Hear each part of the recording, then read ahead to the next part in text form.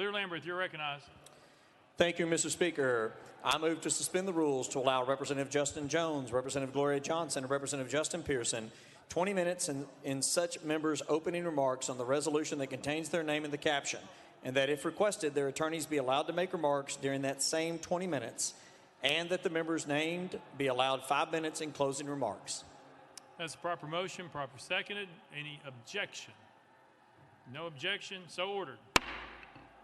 Representative Garrett, you're recognized. Thank you, Mr. Speaker. Mr. Speaker, I rise today to suspend the rules for this purpose.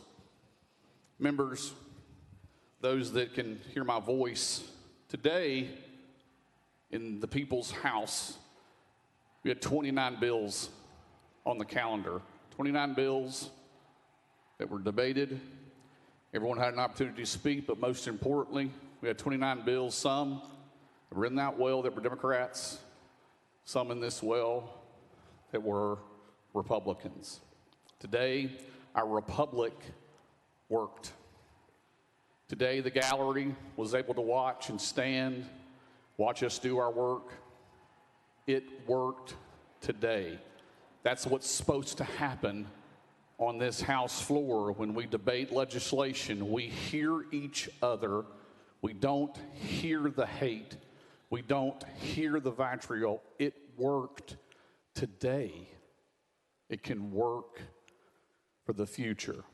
1 week ago, Mr. Speaker, it didn't work. 1 week ago, we had members take it upon themselves to rush the well and stop the people's business.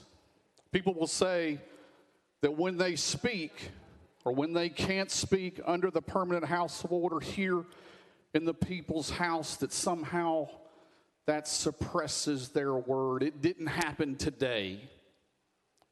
And what happened 1 week ago is that members that shut the order of this institution down silenced 7 million people.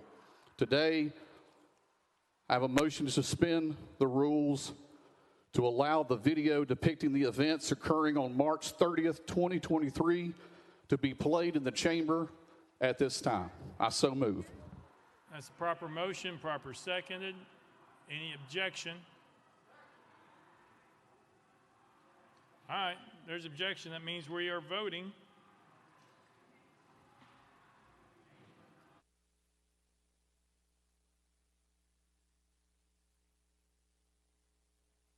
Members, just so you know, the vote to overcome the objection is 66 votes, just so you know. It's not a simple majority.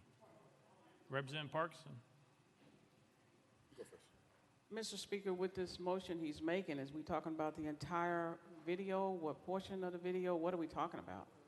That would be a question for Representative Garrett. Representative Garrett.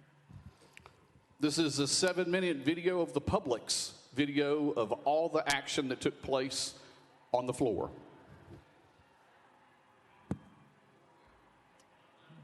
Well, there's objection. Representative Johnson from Knox. Thank you, Mr. Chair.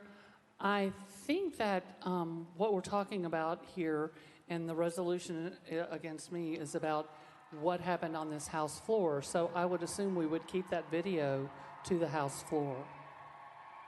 Was that a point of order, or is that a question or just a statement? You started by saying point of order. It's what I want to say. Okay. Chairman Clemmons.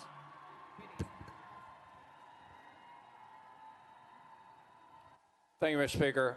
My question is, first of all, we had no prior notice of this motion to suspend the rules. Second of all, we are looking at a piece of evidence here as what has been proposed to play in this body. It has, from what I understand, it is a selective portion of a bigger picture.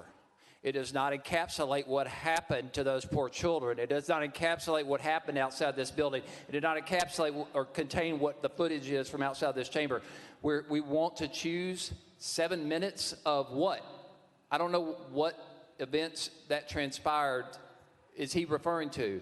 is the sponsor referring to. So my question is, what 7 minutes? Why only 7 minutes, or why not 3 minutes? I think we need more explanation on this matter. Representative Garrett. Thank you, Mr. Speaker. I think the video will speak for itself. Chairman Clemmons. Mr. Speaker, this is completely out of order. This is completely unorthodox. The people who are the subject of this resolution have been refused the video, access to the video. We do not know if it's selectively edited.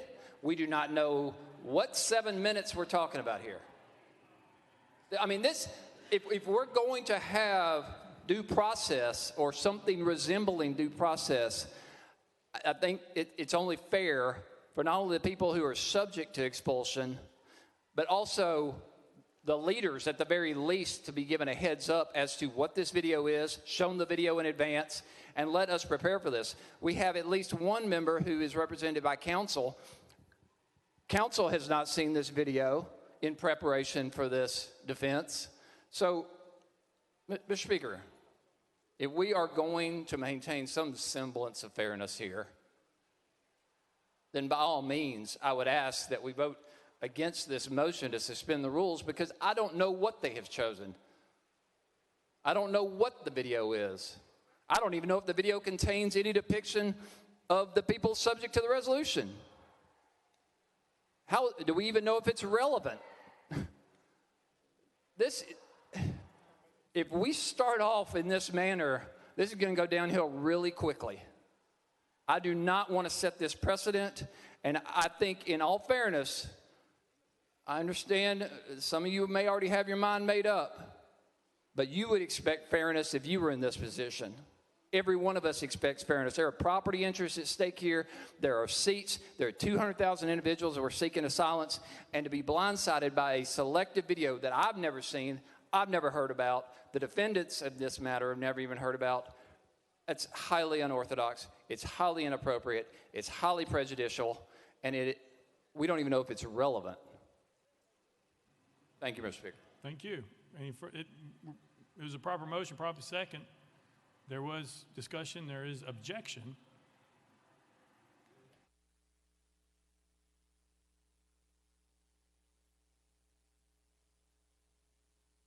Oh, that's right. So we're on discussion on whether or not to suspend the rules to allow the viewing of the video.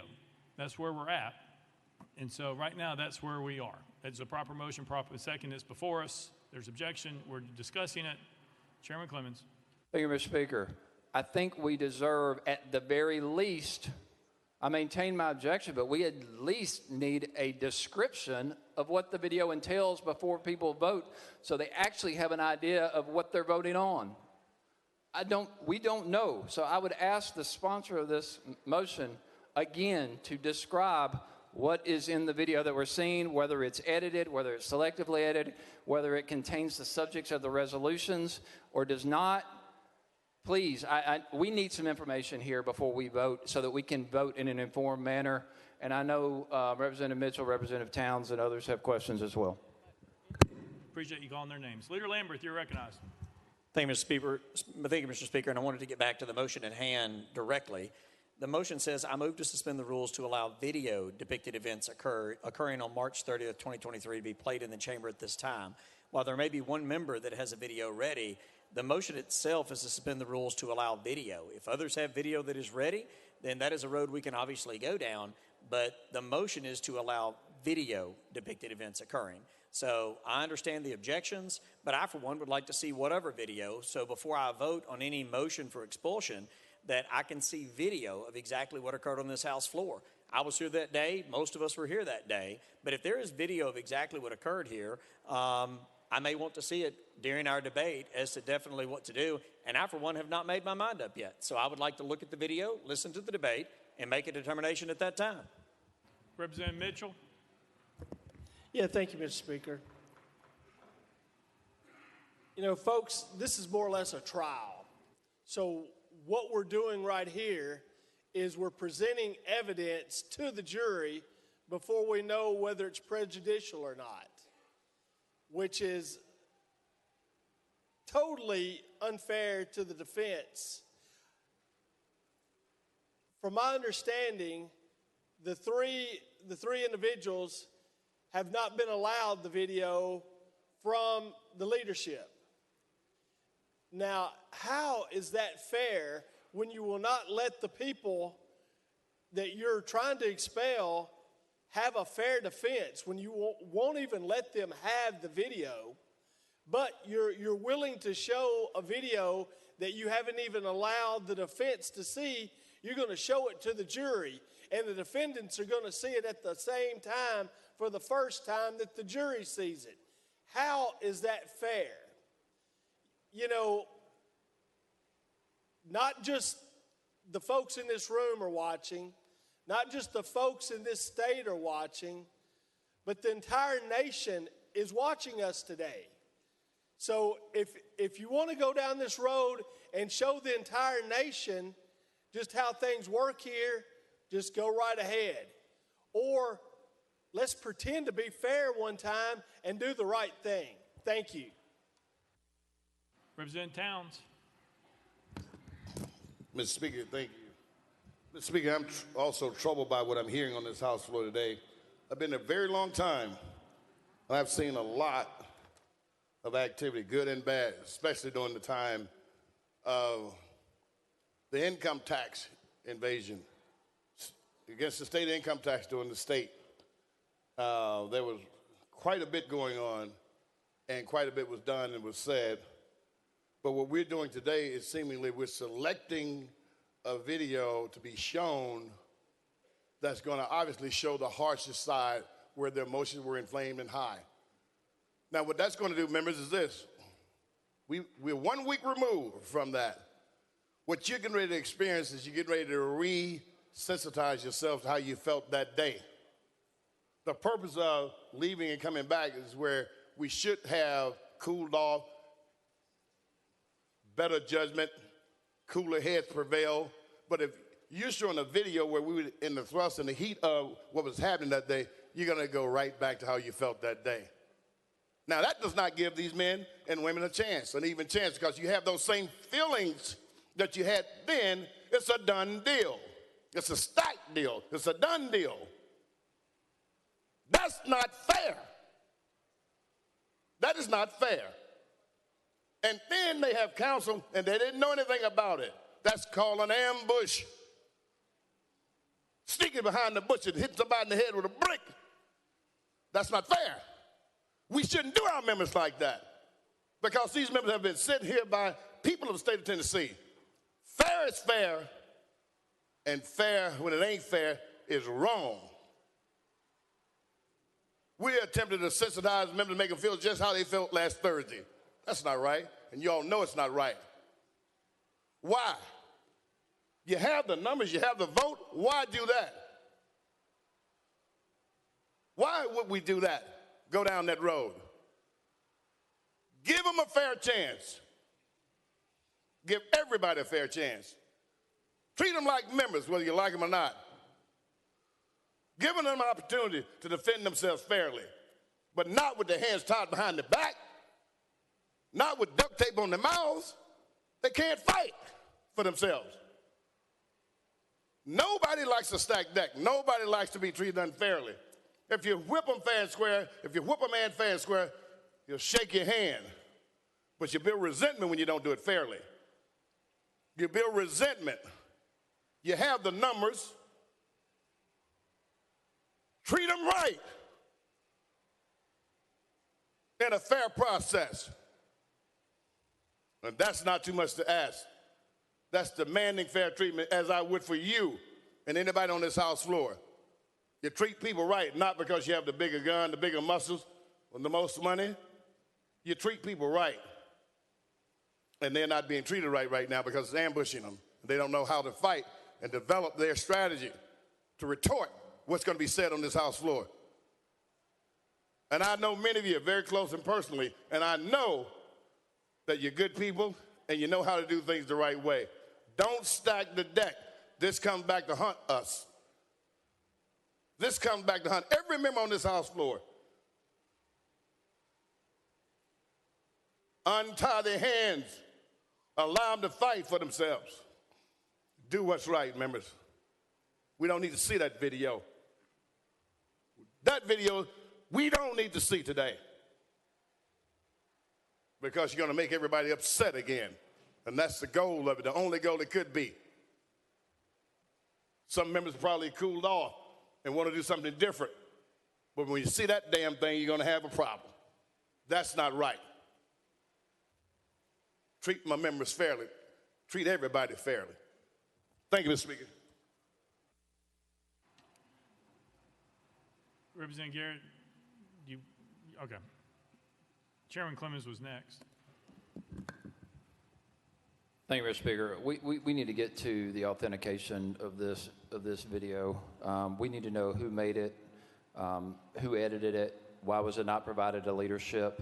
The authenticity of this recording is certainly in question and is certainly at the very least necessary before we introduce it into evidence, so to say, in this hearing, to the extent we're going to have any due process on this floor at all today. So my questions to the sponsor would again be, as a fellow attorney, would you please authenticate this video, speak to who recorded it, who edited it, and why was it not provided to leadership? Representative Garrett. Thank you, Mr. Speaker. And I understand all your comments, questions. All of us were eyewitnesses of what happened to the People's Well. Every single one of us. This video is going to depict the events that took place that day and the members' response to same. There's nothing nefarious.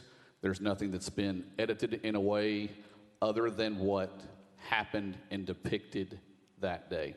So with that, ask for your support so this body can see what it took to overcome this well. Chairman Clemmons. Thank you, Mr. Speaker. As the sponsor of this motion just said, everybody witnessed what happened that day. So again, if everybody in here are the ones who get to vote on this, then why do we need the video? Everybody in here already saw it. Everybody lived through it. Everybody experienced it. So again, I've yet to hear a basis for admitting this into evidence with no authenticity provided whatsoever to support its admissibility on this floor. Thank you. Thank you. Yes, sir. All right. Representative Pearson. I'm going to call the question. Question's been called. Is there objection? There's objection. We're on the board. We are voting on the objection. All those in favor of previous question, vote aye when the bell rings. Those opposed, vote no.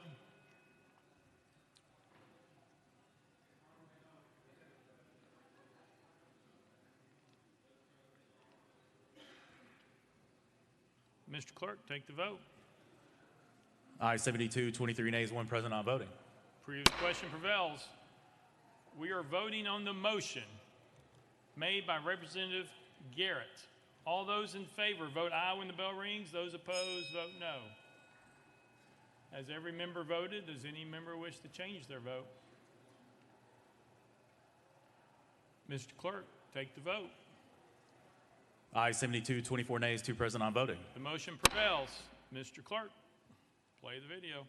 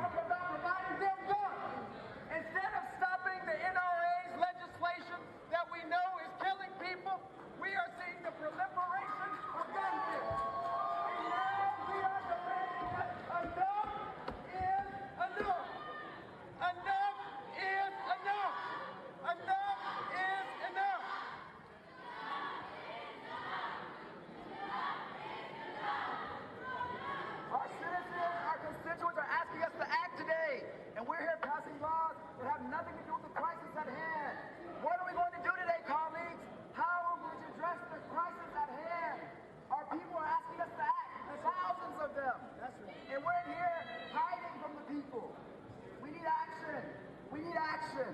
We need action. And to each of you who decided to make the fight for a better Tennessee possible, for you who've taken off from school and from work because you believe that our state can be better, because you believe that Cameron and his pawns here that are supported by the NRA don't have the final say for the future that we have, for you who believe in justice and advocacy and who believe in democracy, thank you. Because our fight is not over. I can tell you today we're going to win, but we're going to win. I can tell you the bill that we're going to pass that flows waters like righteousness and justice like everyone, but it's going to come. And it's going to be because you choose to stand up. These folks are old, no offense. These folks are not going to last into the future that we create and craft together. But if we remain steadfast and unmovable, if we follow the leaders like Gloria and Justin, if we do not yield and do not quit, if we remain focused on our vision, which is that kids should go to school without worrying about dying. Teachers should go to classrooms without worrying about becoming sick. If we believe that vision is the one that our democracy is built on. And if you hold fast to it, not just today, but tomorrow and in the days to come, surely justice will come. To the media, there comes a time when we have to do something out of the ordinary. That's why we're standing in the well today, occupying the well, because our colleagues refuse to listen to the people of Tennessee. You left us with no other choice. We asked you, what will we do? You ignored the calls of the people today. We don't want to be up here, but we have no choice but to find a way to get in the way and disrupt business as normal, because business as normal is our children dying. That's right. Business as normal is the proliferation of military weapons in our communities. That's right. And so will we do something today, colleagues? The choice is yours. The choice is yours. The people are asking us. That's right. That's right. I heard a great chant out there. Power to the people. Power to the people. Power to the people. Power to the people. Power to the people. Power to the people. Power to the people. Power to the people. Not to the NRA. Not to our beliefs that allow us to be silent in the face of injustice. Power to the people. The people who march. The people who speak up. The people who advocate. Power to you. And so we're not going anywhere. And they can take as long as they need. We'll be here. No justice, no peace. No action, no peace. No action, no peace. No action, no peace. No action, no peace. No action, no peace. No action, no peace. Whose house? Our house. Whose house? Our house. Whose house? Our house. Whose house? Our house. Whose house? Our house. Whose house? Our house. Whose house? Our house. Gun control now. Gun control now. Gun control now. Gun control now. Gun control now. Gun control now. Gun control now. Gun control now. Gun control now. We can't wait. We can't wait. We can do a gun control now.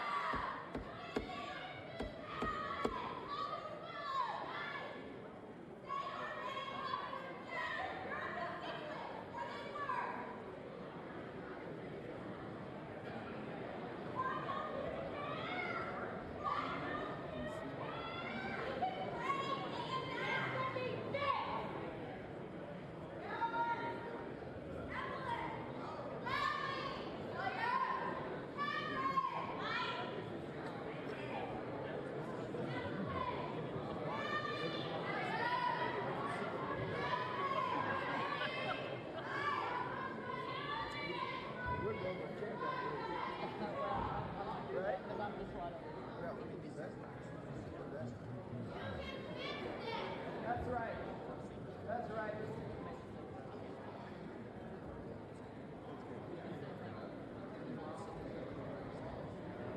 Again, thank you, thank you, thank you, thank you, thank you, thank you, thank you, thank you. We can never quit. And truly, if we never quit, we can never lose.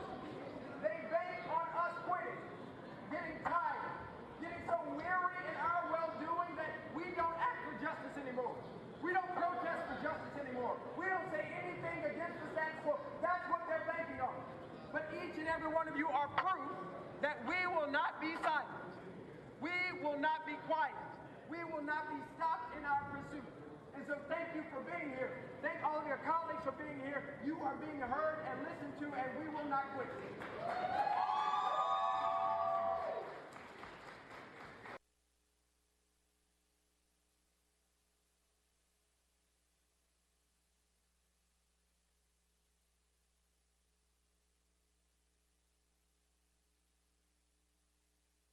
Chairman Holsey, you are recognized. I think it's important that you note we have accountability and responsibility, and personally I have accountability and responsibility for what we did on Thursday. It broke House decorum. It did not follow the House's rules. I know, and my colleagues, I believe, I don't want to speak for them, knew I was breaking a House rule.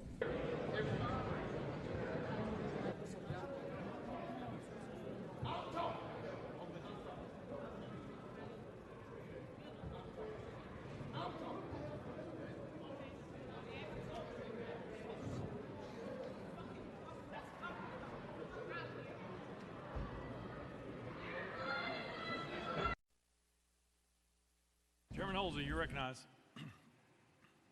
Thank you, Mr. Speaker. I move adoption of H.R. 65. Chairman Holsey moves adoption of H.R. 65, properly seconded. Chairman. All right. Point of order by who?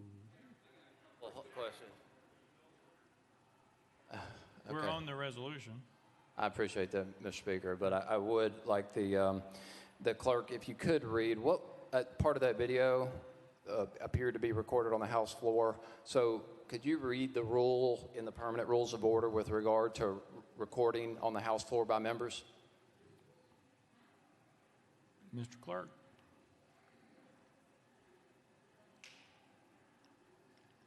Mr. Speaker, just to be clear, is the representative asking about the rule about members recording and live streaming the proceedings of the House? Chairman Clemmons. Yes, sir. Mr. Clerk.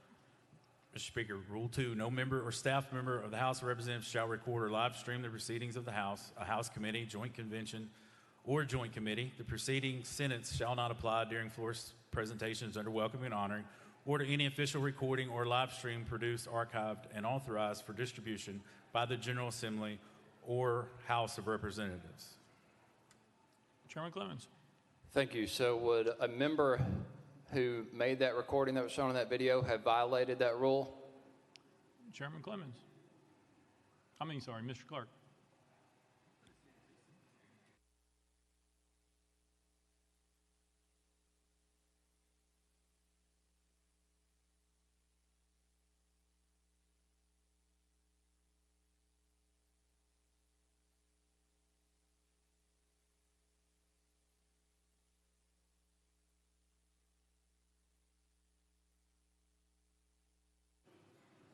Mr. Clerk.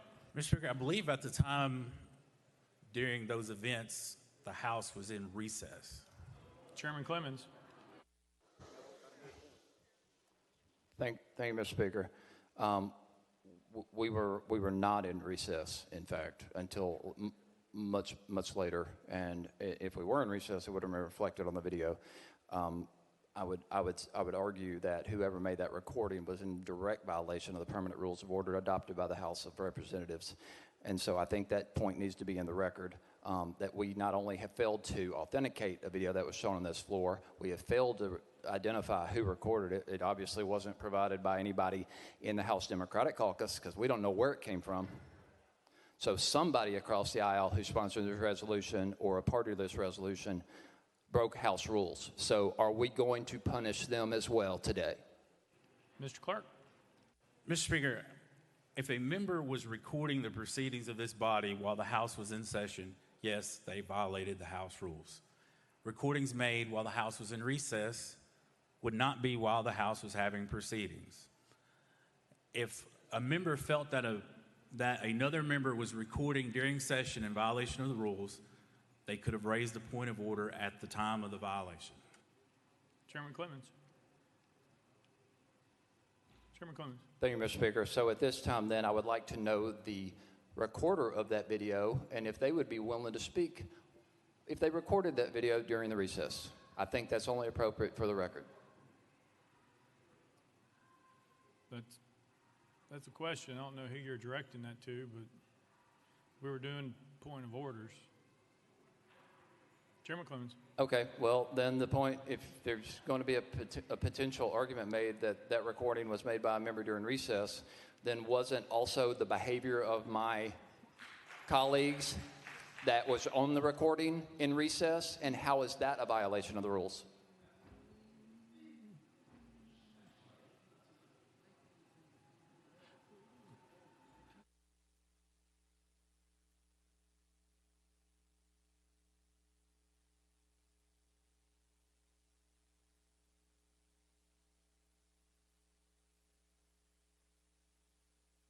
Mr. Clerk. Mr. Speaker, that's the subject of these resolutions that is up for debate by the body, as to what infractions to the rules occurred and when. Chairman Clemmons. Thank you, Mr. Speaker, and thank you, Clerk. Well, that just goes to the matter of why we try to authenticate video before you admit it into evidence. You want to know the facts, who made it, when it was made, at what point it was made, who edited it, whatever happened. Also, the motion was inappropriate, and the motion didn't cover activities that took place off the floor of representatives. So half that video was shown against the rules of this House because it wasn't even encapsulated in, or covered by the motion that was made to watch the video. We'll check that to make sure. Hang on.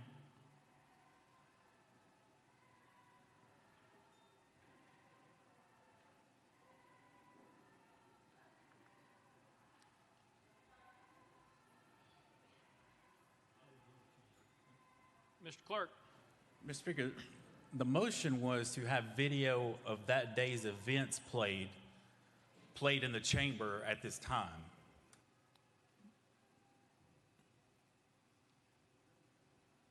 Chairman Clemmons. I don't believe that was, if that was in fact the same motion, the press conference clips that were shown were not even made that same day.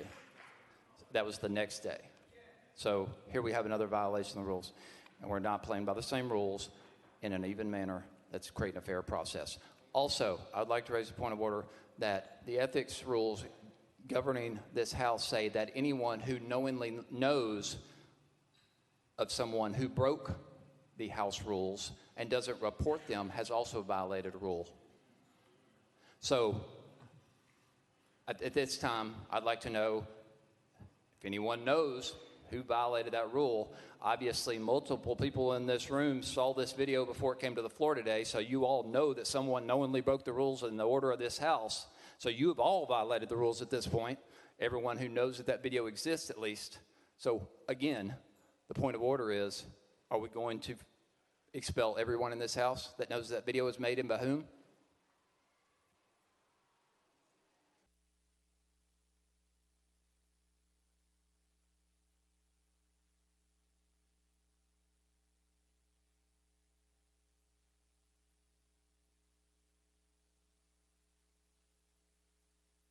Yeah, I mean, Chairman Clemmons, you would have to prove that that video was taken prior to the recess. There's people who believe that video was taken after the recess. So therefore, that would not be an ethics violation or against the House rules. If you would like to prove that that's otherwise, we can do that another time. But right now, we're currently are where we are. Chairman Clemmons. Thank you, Mr. Speaker. I appreciate that. At this time, then, I would like to, I think we should take a look at the House tape, the formal recording of this body, and see when that took place and as to whether or not that video did evidence a violation of the rules. I think that before we proceed today, I think that's 100% appropriate. Otherwise, also, if that if it does turn out that that entire thing took place during recess, then how did they break the rules if we were in recess?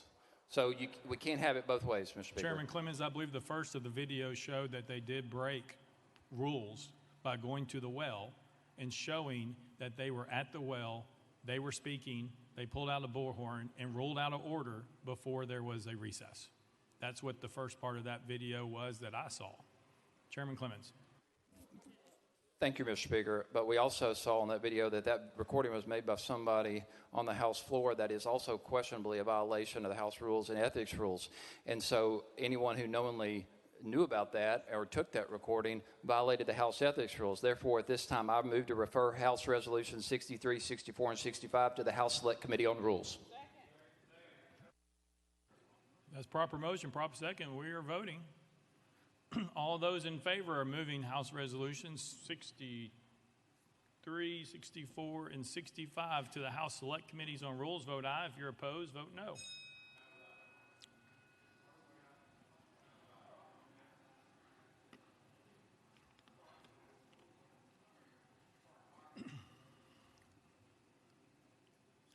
Mr. Clerk, take the vote. Ayes 25, 73 nays. Motion fails. Representative Parkinson. Thank you, Mr. Speaker. I'm concerned. I'm concerned about where we're going here because it seems like we're delving in or devolving into an abyss, a dark abyss here.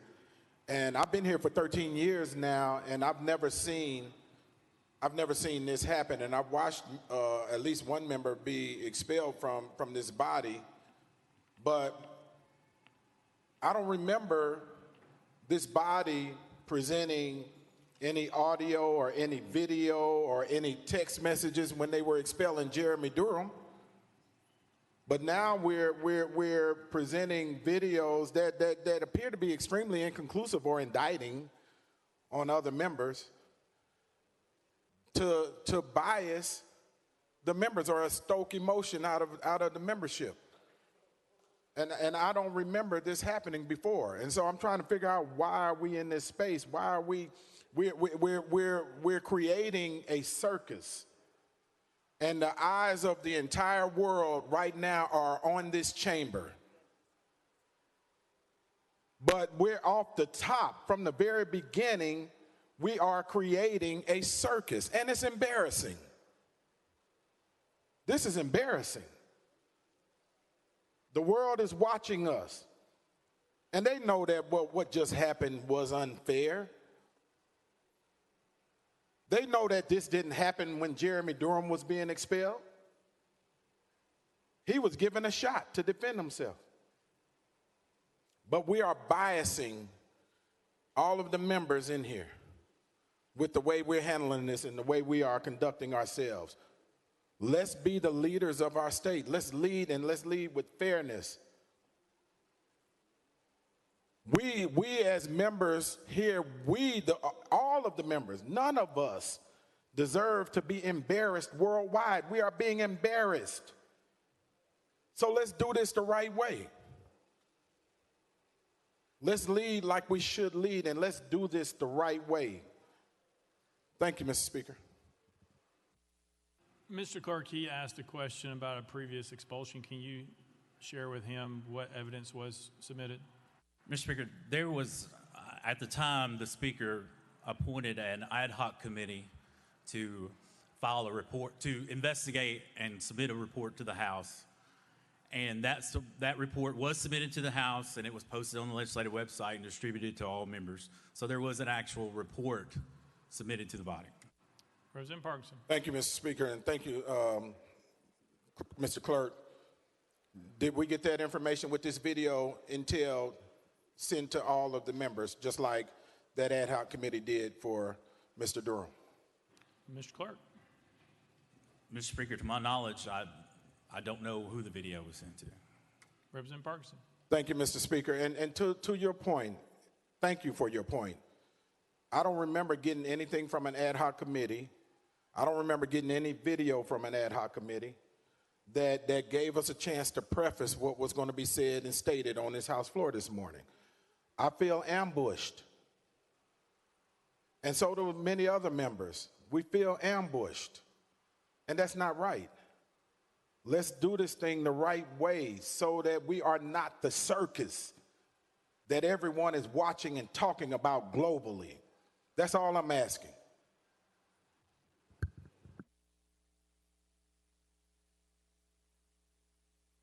All right, if it's a point of order, that's where we're at. Otherwise, we're taking up the resolution because that's where we are. So if you have a point of order, raise your hand. Representative Mitchell. Yes, sir. Point of order, Mr. Chairman. I'm just trying to figure out, was it ever told to us who did the video, who made the video? That's not a point of order, that's a question. That's not a point of order. Point of order is about the rules and the proceedings, not about the question of who did the video. Representative Mitchell. Yes, Mr. Speaker. But if no one knows, I just got texted a picture of the person videoing. So if they would like to, well, they're not in their seat right now, but if they would like to just speak up and tell everyone they're the one who made the video, and they can tell us whether we were in recess or not. But I got pictures of it. If they don't want to, identify themselves on this floor.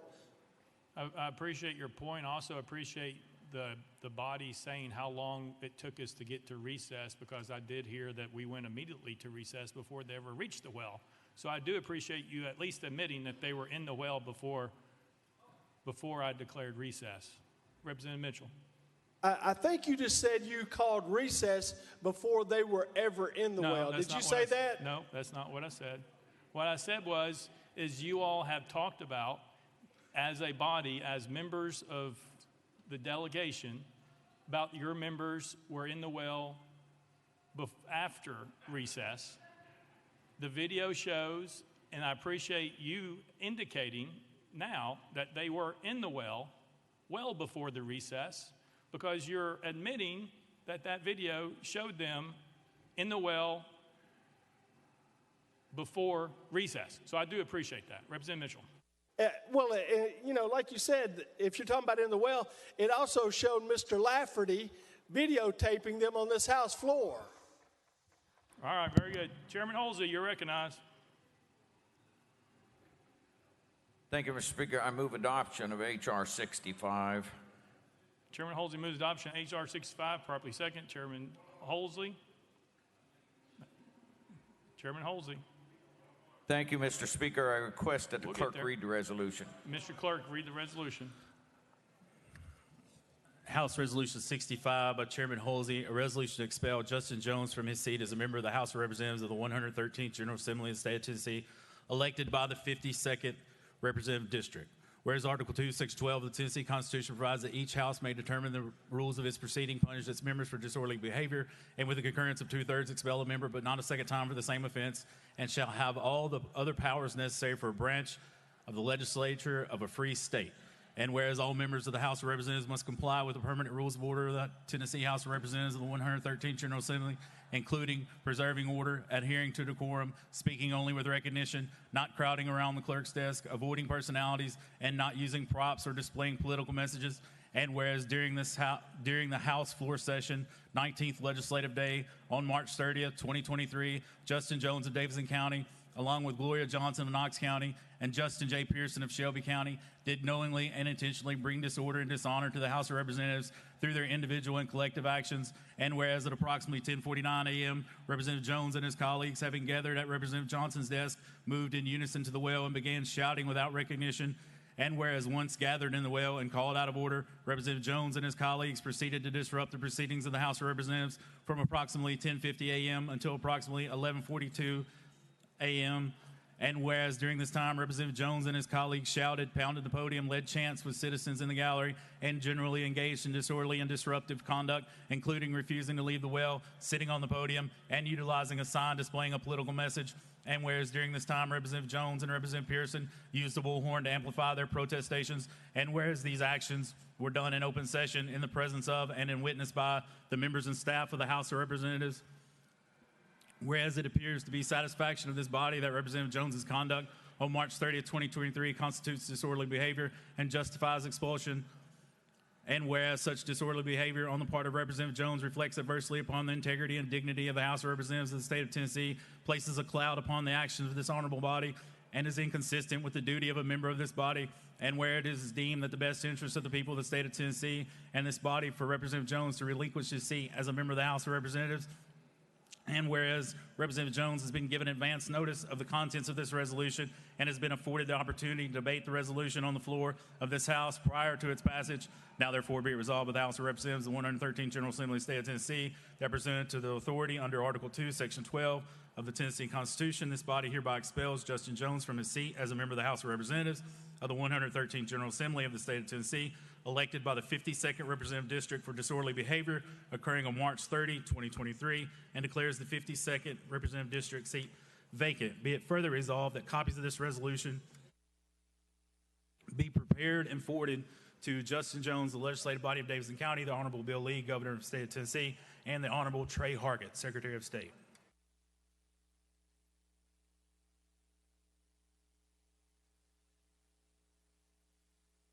Representative Jones, you have 20 minutes for your opening, sir.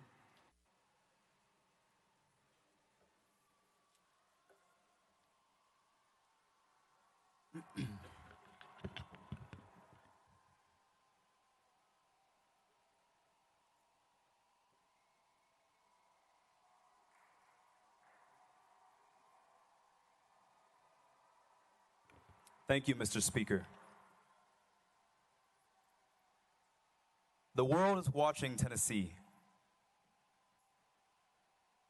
The world is watching Tennessee. Because what is happening here today is a farce of democracy. What is happening here today is a situation in which the jury has already publicly announced the verdict.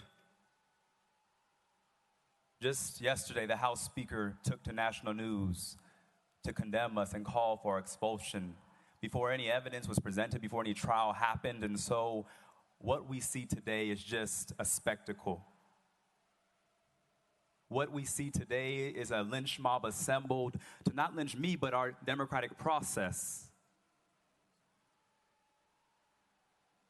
But it will not stand, because no lie can live forever. Colleagues, the video you showed a few moments ago, I want to say thank you, because it showed for the world the ridiculousness of the claims that what we were doing merit the ultimate punishment of expulsion. Mr. Speaker, I represent 78,000 people. And when I came to the well that day, I was not standing for myself, but I was standing for my constituents.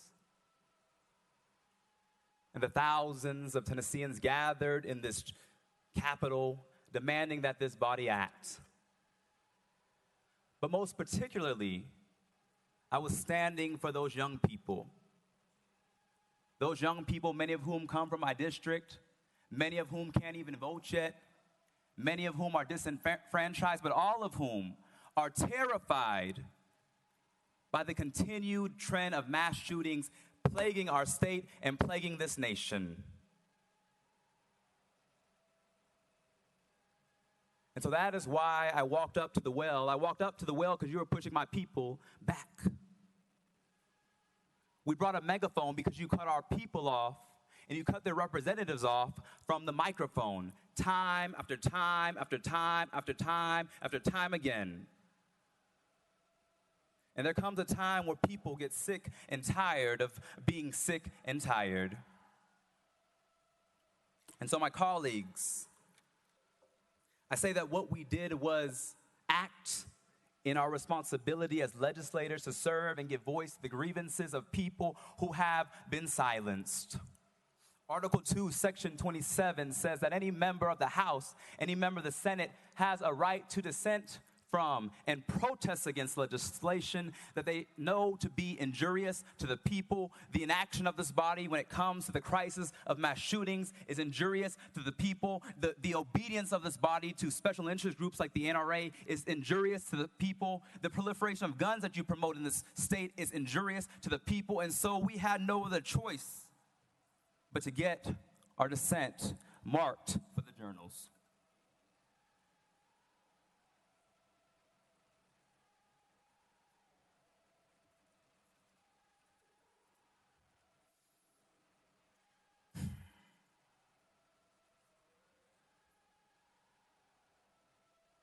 The next day, I was shocked to get messages.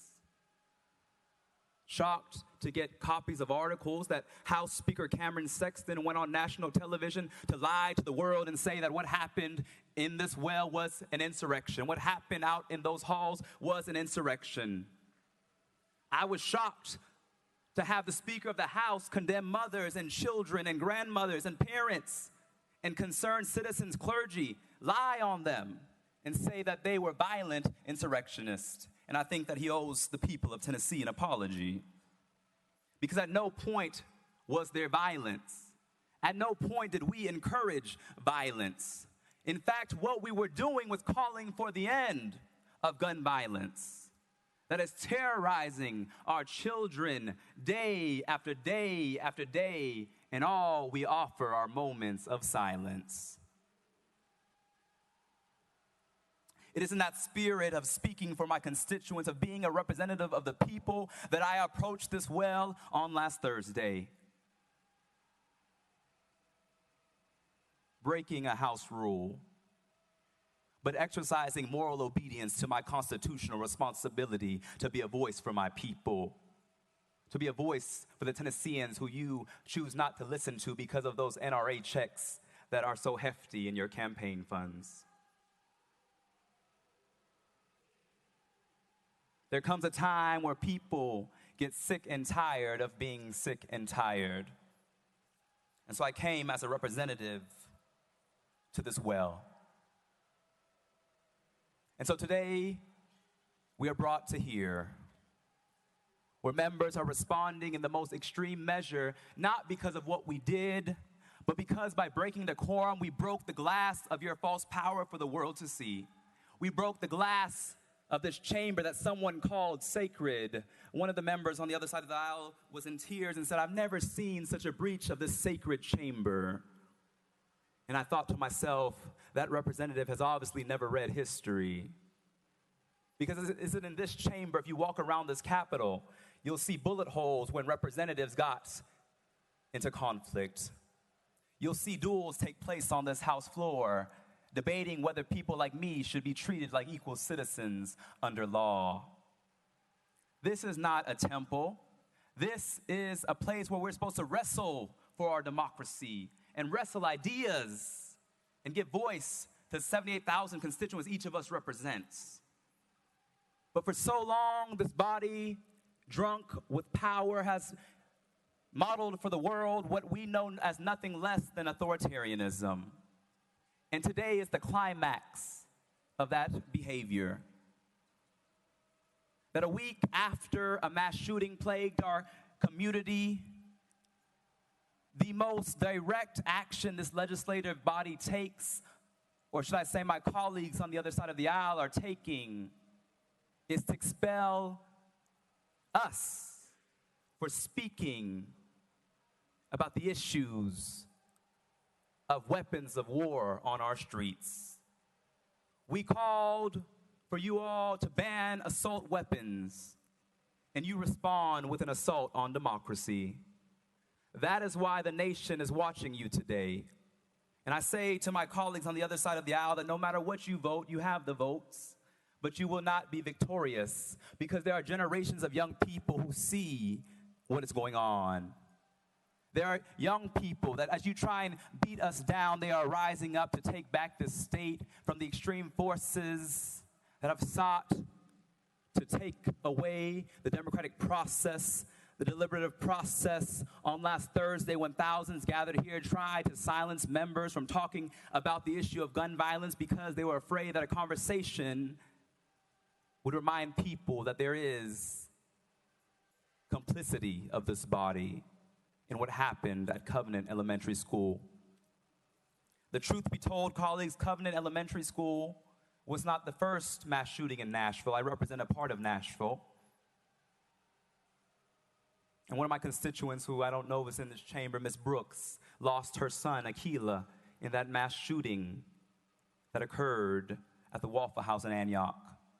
And after that massacre, we demanded that this body act, but once again, you turned a blind eye and closed your ears and put your head in the sand and refused to listen to the voice of the people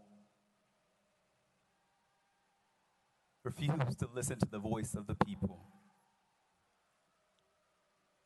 And so once again, it was in that spirit of a representative for people who have time after time after time been silenced that I approached this well. And now this body who showed the video of what occurred, no violence, no death threats, but simply saying that until we have action, there will be no peace or safety in our communities. And how do my colleagues respond? They respond with the most extreme measure of expulsion, which has only taken place 3 times in this House. Only 3 times in over 200 years have there been members of the House of Representatives expelled. The first case was in 1866. 6 members were expelled for refusing to confer citizenship on formerly enslaved persons. Then in 1980, 1 member was expelled for taking a $1,000 bribe to kill a bill on committee. In 2016, 1 member who many of you served with was expelled for 22 counts of sexual harassment. And now what you're doing with this prejudged expulsion resolution is saying that our actions were on par and equivalent with those egregious, some would say criminal activities that occurred. But the truth be told that when we approached this well, we broke no laws. We committed no felonies. We did not abuse the power of our office. We were simply trying to gain a voice for our constituents. And so this is not about expelling us as individuals. This is your attempt. This is your attempt. This is your attempt to expel the voice of the people from the people's house. And it will not be successful. It will not, look around, it will not be successful. Because your overreaction, your flexing of false power has awakened a generation of people who will let you know that your time is up.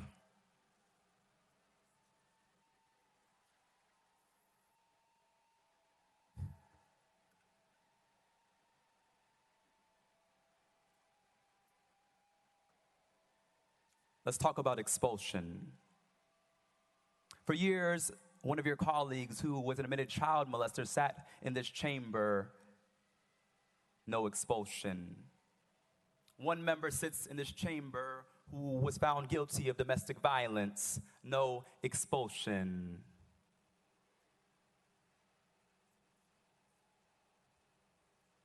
We had a former speaker sit in this chamber who is now under federal investigation. No expulsion. We have a member still under federal investigation. No expulsion.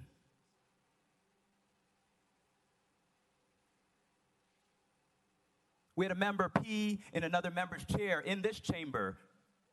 No expulsion. In fact, they're in leadership. But in the governor's administration. And so once again, what you're saying to us, since you're trying to put us on trial, I'll say what you're really putting on trial is the state of Tennessee. What you're really showing for the world is holding up a mirror to a state that is going back to some dark, dark roots. A state in which the Ku Klux Klan was founded is now attempting another power grab by silencing the 2 youngest black representatives and one of the only women, Democratic women in this body. That's what this is about. Let us be real today. Let us be real today. Colleagues, there's another part of this. This extreme measure is a violation twofold.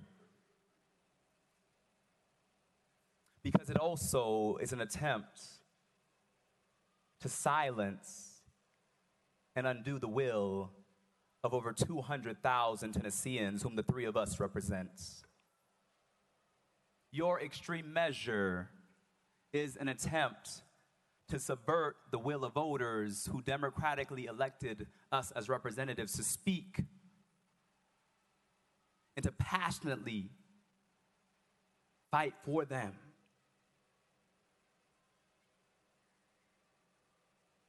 When I entered into this chamber, many members said, "What will you do with this supermajority?" I said, "We will fight for you.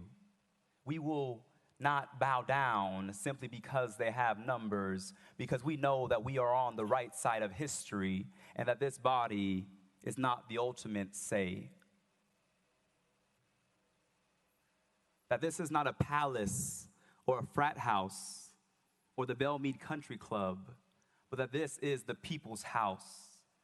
And so when we came into this well to say, I see you, I'm with you, the people of the state, we are standing with you, we were saying, this is the people's house.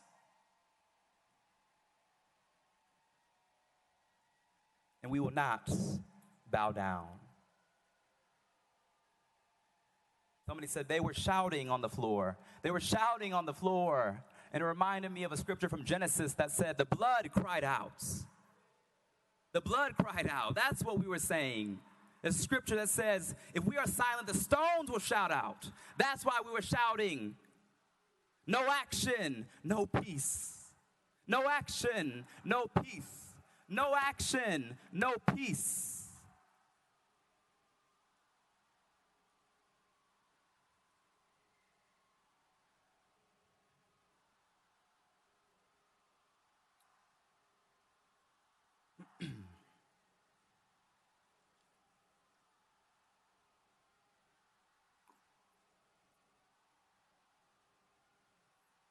Let's talk about the power grab.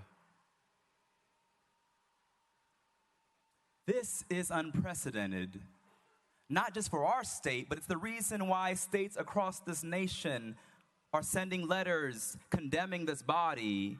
The White House is talking about what's happening in this body because what Tennessee is doing is a power grab of ousting 3 lawmakers, your colleagues, simply because you have the numbers to do it.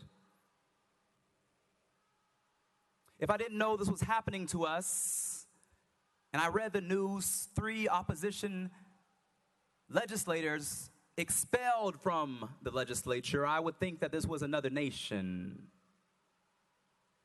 But no, it is Tennessee showing to the world that democracy is no more. That simply because of gerrymandered districts and voter suppression, you have stolen the people's house and think that you are ultimate authority.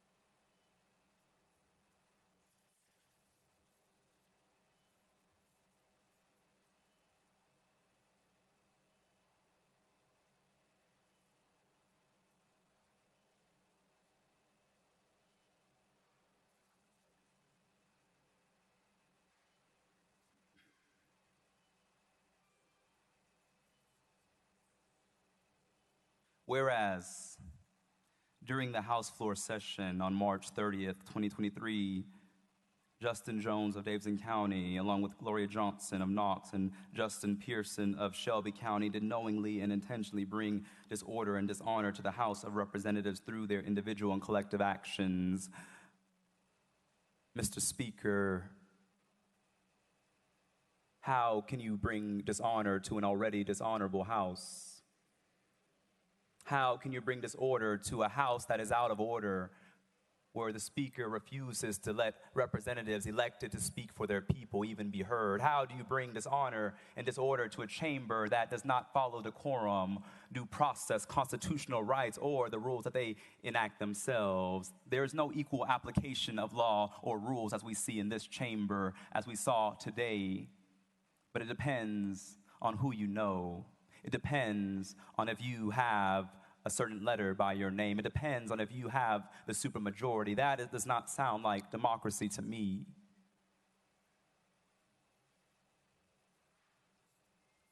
Many members counseled and said, perhaps you should come here and plead mercy. Perhaps you should come here and say, we throw ourselves at your mercy.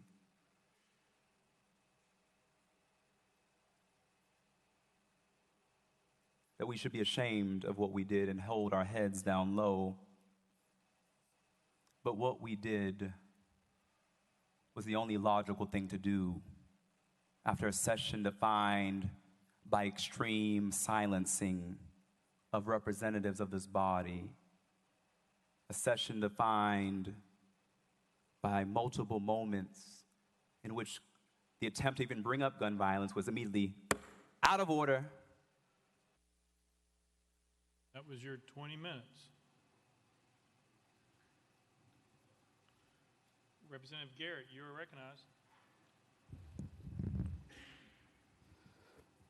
Thank you, Mr. Speaker. Thank you for your comments, Representative Jones. I've got several questions. And first, I'd like to know that the questions I'm going to ask today, will you be able to answer them specifically? Representative Jones. Yes. Representative Garrett. Isn't it true that approximately at 10:49 last Thursday, Representative Johnson, Representative Pearson, and you gathered at Representative Johnson's desk at approximately 10:49 last Thursday? Representative Jones. Yes, as we frequently gather at her desk because it's in the corner of the room. Representative Garrett. You, Representative Johnson, and Representative Pearson then moved in unison to the well of the House, correct? Representative Jones.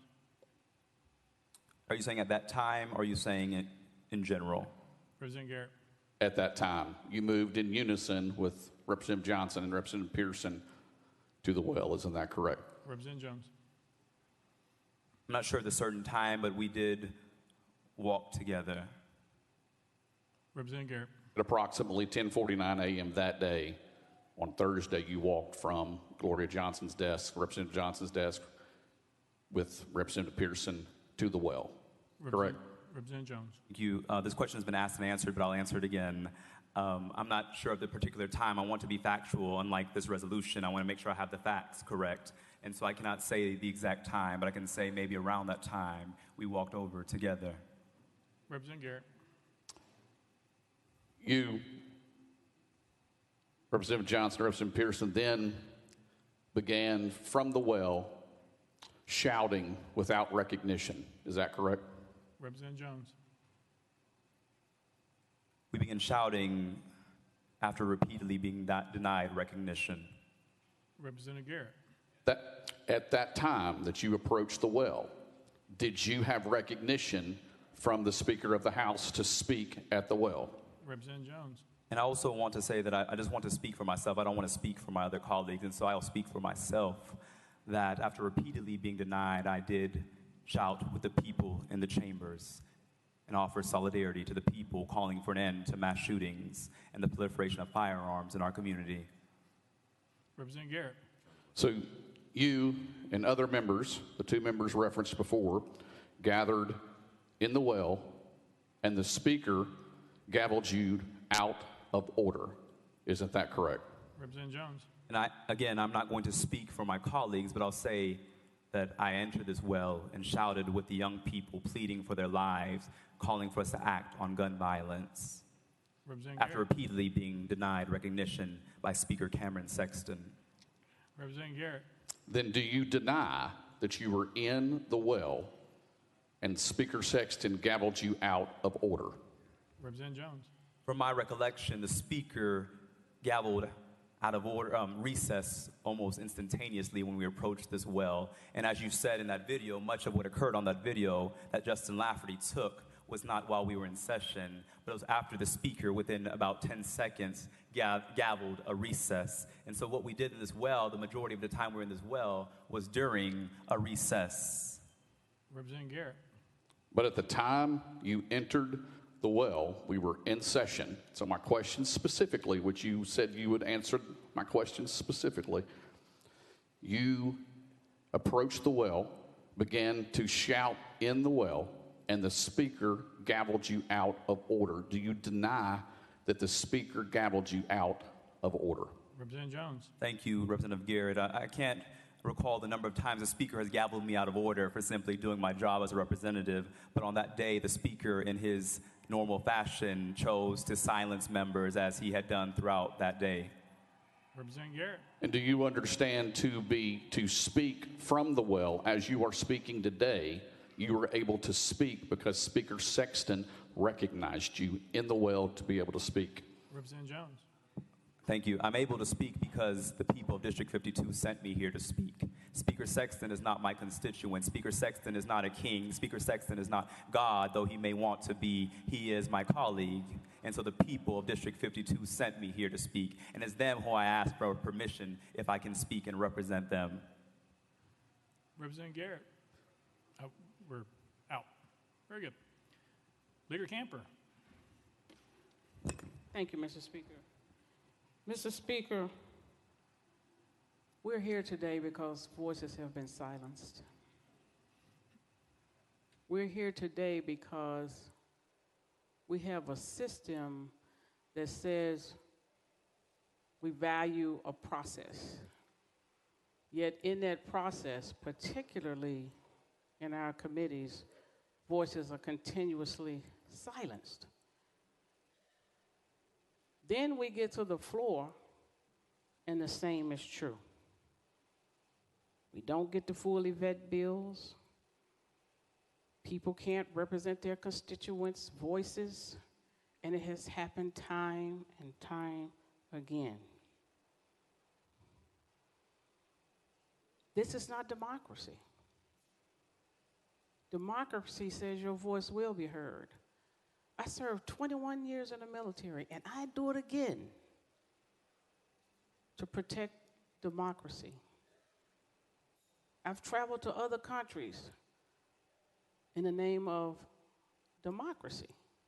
Yet, on this floor, for what appeared to be 15 seconds of a rule violation, we're not protecting democracy. Representative Jones represents thousands of people in this state whose voice have been silenced time and time and time again. And we had just had this mass shooting and only wanted to elevate the voices of those people. That's what he wanted to do. And for a simple rule violation, we have elevated this to the highest level of admonishment. That's not democracy. And even more, the gentleman has already been stripped of his committees,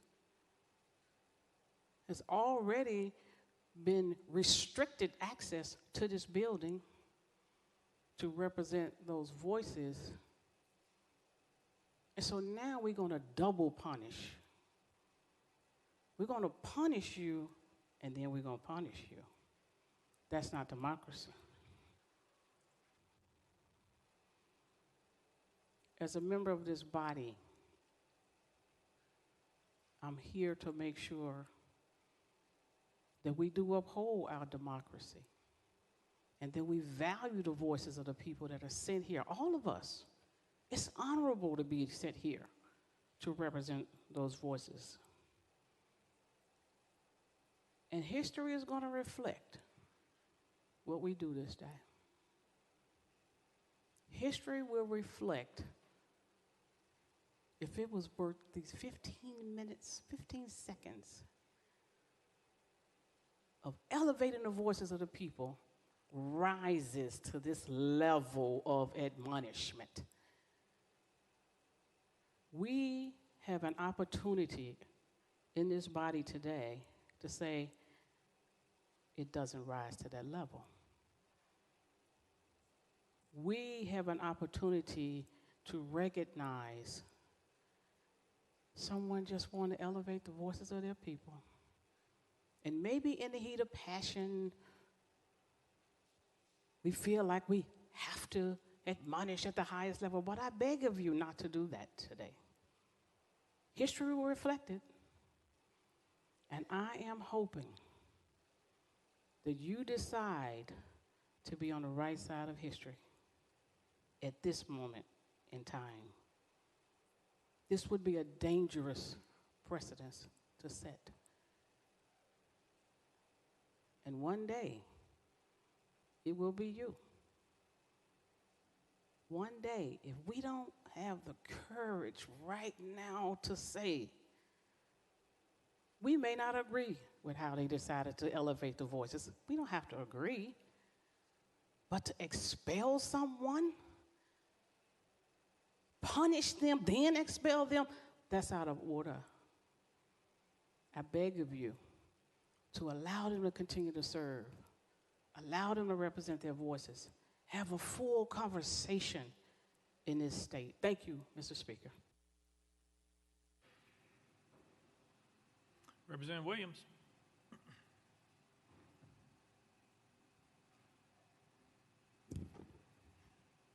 Thank you, Speaker Sexton. I just had a few questions before I get started about a couple of them. Prior to 1049, when you and your colleagues met over at the representative from Knoxville's desk, I believe there was a parliamentary inquiry regarding a button that you were wearing. Could you tell me a little bit about your parliamentary inquiry and the purpose of it? Representative Jones. Yes, thank you, Mr. Speaker. There actually were multiple parliamentary inquiries levied. The first parliamentary inquiry was when the Speaker shut off my voting machine when I walked out to stand with those protesting. And I came back, and it said I could not vote on that machine. I've never seen that happen in this body, a member who stepped outside coming back in and their voting machine being shut off. The second parliamentary inquiry is when the House Clerk said that the Speaker had filed a complaint against a pin that I was wearing that stated, that had a picture of an AR-15 and said, "We must stop the assault." I raised the parliamentary inquiry because a few days prior, Senator Joey Hensley entered to this well with a Confederate flag tie on and was allowed to stand here. But I was threatened with a complaint for wearing a pin that expressed the demands of my district and of my constituents that we take action to end the proliferation of assault weapons in our community. Representative Williams. Thank you. Appreciate your answer to the question. The reason for the parliamentary inquiry was because after the rules say that we can't have props or buttons or things of that nature, and the fact that we do have, even today, we welcome our senators into the well, of which we have 4 in here today. The interesting part about it is the button was on your lapel. You were asked about the parliamentary inquiry. You were told by the clerk that no, it was not proper. It was against the rules in order to do so. And as soon as that was happening, I sat here at my desk. I looked over there, and then immediately you put the button back on your lapel and said, "The rules don't apply to me." And so I recognized that when I saw it, and that button was on your lapel when you overtook the well. I guess the question for me, too, is when you took the bullhorn where you stand today, how did that bullhorn get into this chamber? Did you sneak it in the dark overcoat that you had when you went in and out of the house that day, or did you put it in your desk drawer? Tell me how you came to acquire that bullhorn. Representative Jones. Thank you, Mr. Speaker. There was multiple questions there, and so let's take them one by one. Representative Williams, with all due respect, I answered and you tried to tell me what my answer should have been, but which it was not. And so just because you want it to be an answer does not mean that it is the answer. When I raised my parliamentary inquiry, the speaker once again shut off my microphone as I was addressing the issue. Can we roll the tapes? Yeah. The speaker once again shut off my microphone because he has a button up there that he loves to use to silence members.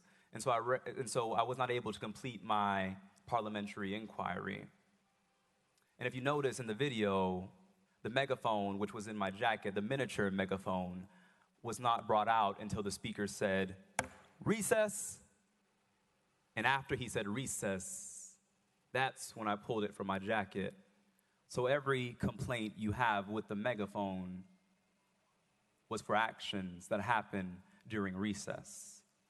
And the only reason that I had to use a megaphone is because House Speaker Cameron Sexton cut my voice and the voice of the 78,000 people I represent from the microphone. That's the only reason I had to bring a megaphone, is because the speaker cut off the microphone. Representative Williams. Thank you, Mr. Speaker. I appreciate the representative's honesty about being the one who brought the bullhorn into the well, because I did not know where it had come from. And out of limited time, obviously, there's one question that, as I thought about this over the weekend and we wanted to make sure you had an opportunity to defend your actions, one of the questions that keeps coming back to my mind that I hope maybe you can answer is, when you say no action, no peace, what do you mean? What does Representative Jones mean by no peace? Thank you. Representative Jones. Thank you. I would invite my colleague from Putnam County to join any protest where that is a very familiar chant that usually goes, no justice, no peace.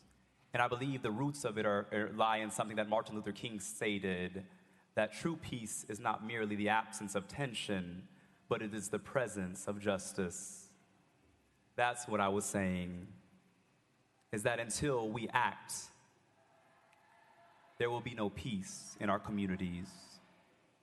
In addition, I would like to read some context about that chant that comes from Jeremiah 6:14. I'll read the New Living Translation. It says, "They offer superficial treatments for my people's mortal wound. They give assurances of peace where there is no peace." I'll go to the New International Version. "They dress the wound of my people as though it was not serious. Peace, peace, peace, they say, where there is no peace." That's what the chant means, is that we have no peace, and that until we act, there will be no peace for the thousands of children who came here demanding that we act, who are afraid that if they're in school, they will be gunned down because you have passed laws to make it easier to get a gun than it is to get health care in this state. You've passed laws to make it easier to get a gun than it is to vote in this state. And so that there will be no peace in Tennessee until we act on this proliferation of weapons of war in our community. That is the peace I was talking about. That is what I was saying. Representative Williams, thank you for your question. Representative Freeman. Thank you, Mr. Speaker. And members, I rise today to implore you not to do this. We have votes on this floor all the time that I disagree with, but this one sets a very dangerous precedent. There are 78,000 people that Representative Jones represents. He was elected in a competitive primary. This is who that district wants to represent them. March 27th, 6 people were killed in Nashville, 3 children. We had a couple of presentations. I was fortunate enough to say some words. My colleague, who also represents Davidson County, wanted to say some words and didn't get the opportunity. The passion that he has for his constituents overflowed, and he couldn't take it anymore. and felt like his voice and the voice of the 78,000 people that he represents needed to be heard. You know, I understand that my colleague, Representative Jones, challenges you.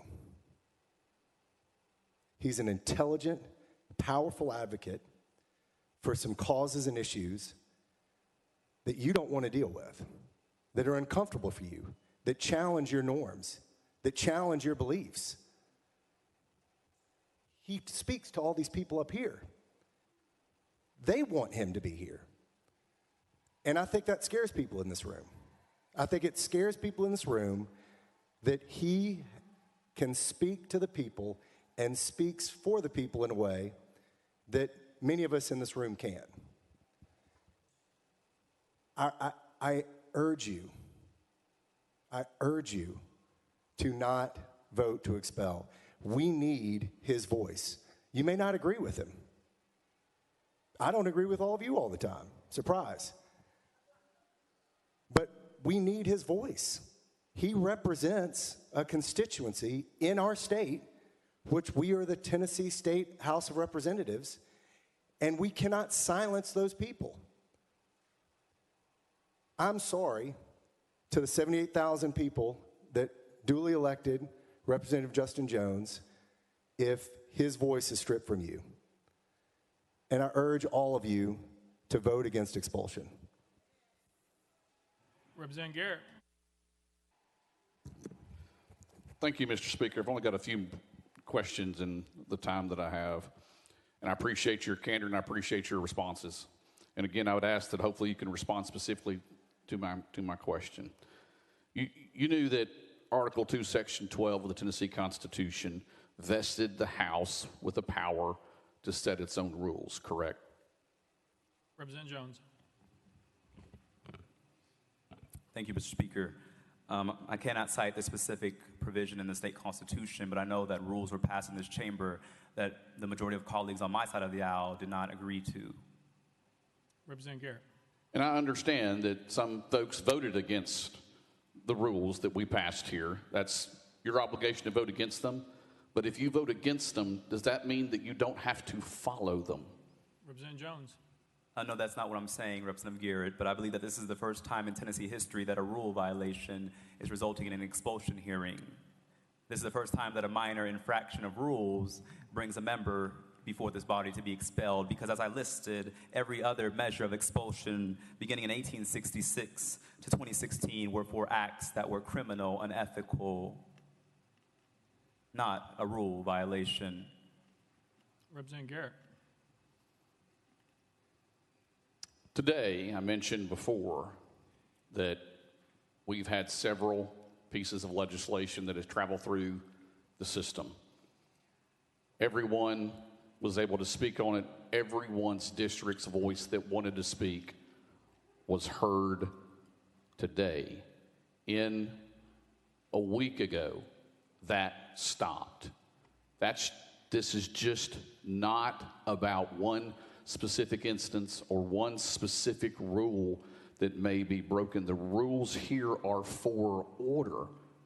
We owe that to the constituents that we represent across this state. And when it says to us, and I'll leave you with this, a couple more questions.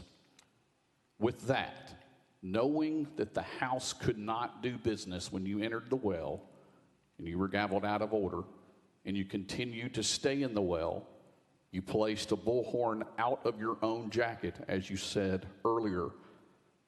Those actions, the Speaker had no choice but to recess, because then the emotion in this place exploded. So with all of that conduct by you, by overtaking the well against the rules of this House that we are bound to do under Article 2, Section 12 of the Tennessee Constitution. That's the site that says we must have rules for this House so we can achieve what we achieved today by passed legislation today in an orderly fashion. I ask you this simple question. Were your actions last week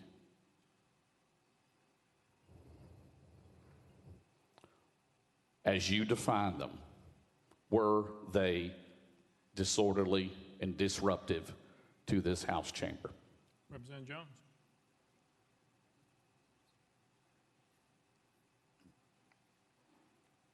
Thank you, Mr. Speaker. I had to take notes because I believe there's about 10 questions in Representative Garrett's comments. I want to begin with the first one, the first statement made. Today, every member was allowed to speak. Today, he had to make that clear that today every member was allowed to speak because the news is here today. But let's talk about yesterday. Let's talk about last week. He said that stopped last week. No, it stopped when Speaker Cameron Sexton was sworn in as House Speaker, that every voice was allowed to be heard. This happened when Cassida was here. And so for many years in this body, every member has been stopped from speaking by a supermajority that is drunk with power. He stated, you overtook the well trying to use language that harkens violence. No, we walked into the well. We walked together. Children, don't you get weary. We walked to the well. We didn't overtake anything. We did not use violence. We did not act in ways that were unlawful. We walked together peacefully and orderly to the well that many of us had been not afforded the opportunity to speak from. You said, was your actions disorderly and disruptive?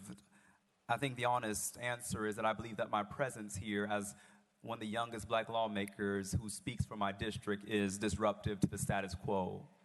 I believe that's what is disruptive, that when I'm in committee and you seek to pass agendas that harm my community, I say objection, point of order, I don't agree, my constituents deserve a voice. That is disruptive and to the status quo because you would have us bow down. But Meshach, Shadrach, and Abednego said, we shall not bow. And that is what I say to you, Representative Garrett, that we shall not bow. That is what I say to the House Speaker, that we shall not bow. Because what is disorderly is a body that has used voter suppression and rigged maps to take control of our state. What is disorderly is a body that silenced the voices of Nashville at the congressional level, at the city council level, now trying to remove us at the legislative level. That is disorderly to democracy. That is disruptive to what we have an obligation to uphold. And so that is my response. Yeah, Representative Love at, yeah, all right. Thank you, Mr. Speaker. Members, a few years ago, we made the Bible the state book. And there is this common thread in there about grace. Grace. It's not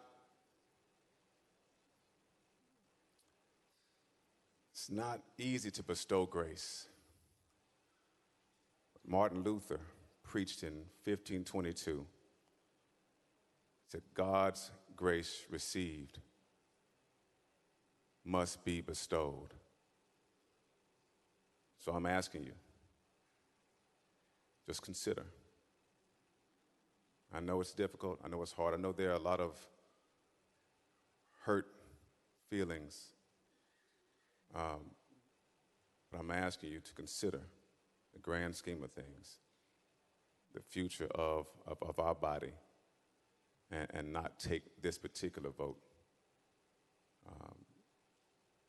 And consider what my colleagues have said about representation and about those members who will not be able to have their voices heard in this chamber.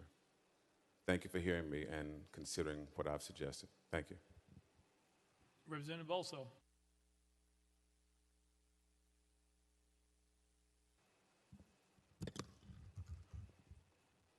Thank you.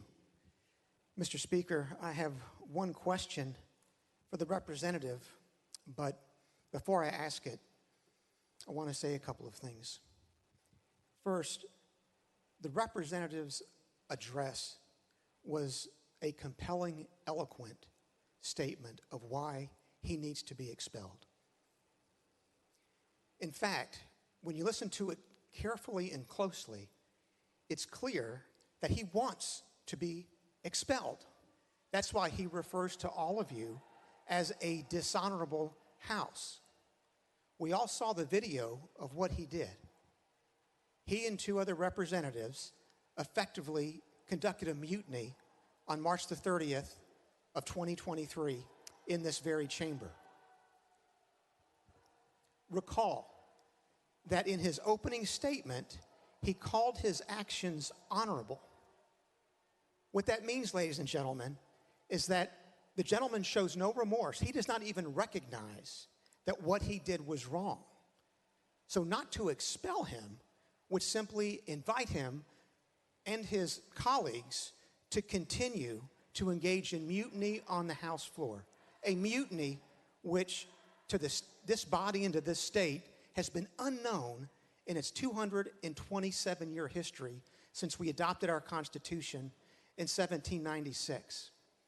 And passing for the moment the fact that he does not even consider what he did on March 30 wrong, look at the disrespect with which he has conducted himself today. He called our speaker a liar. He pointed derisively at our speaker. He insulted each and every one of you, effectively convicting you of being beholden to interest groups rather than voting your conscience. And then the one that I really do not understand is he said that if you vote to expel him, which is actually what he wants, you will be undoing the will of 200,000 Tennesseans. But we know that's not true, don't we, ladies and gentlemen? We know it because we can read our Constitution. This resolution opens with a recitation of the provisions of Section 12 of Article 2 of our Constitution. It's just one sentence, but it says three things. It says each house, the House and the Senate, has the power to determine its own rules. And then second, it provides that each chamber, the House and the Senate, has the power to punish for disorderly behavior. And then third, it says with the concurrence of 2/3 of the body can expel the member for disorderly behavior. It says those three things. So what we've got, ladies and gentlemen, is a case that clearly falls within the confines of Section 12 of Article 2. Was the representative's conduct on March the 30th, quote, disorderly behavior, close quote? You bet it was. It's as severe a violation of our Constitution and our rules that a member can be guilty of on the House floor. There is a basis, a strong factual basis, to vote for expulsion. But what does expulsion mean? Does it mean a death penalty, as we've heard? No, not at all, because Section 12 goes on and says that a representative cannot be expelled a second time for the same offense. So this is not a death penalty. If, in fact, this body votes to expel the representative, which is what he wants, apparently, he cannot be expelled a second time. In other words, whether or not he comes back is going to be determined locally by the authorities in Davidson County and the voters in Davidson County. This is not a death penalty. Section 12 explicitly recognizes that he might come back. It says you can't be expelled a second time for the same offense. So effectively what we're doing today, ladies and gentlemen, is we are upholding our Constitution.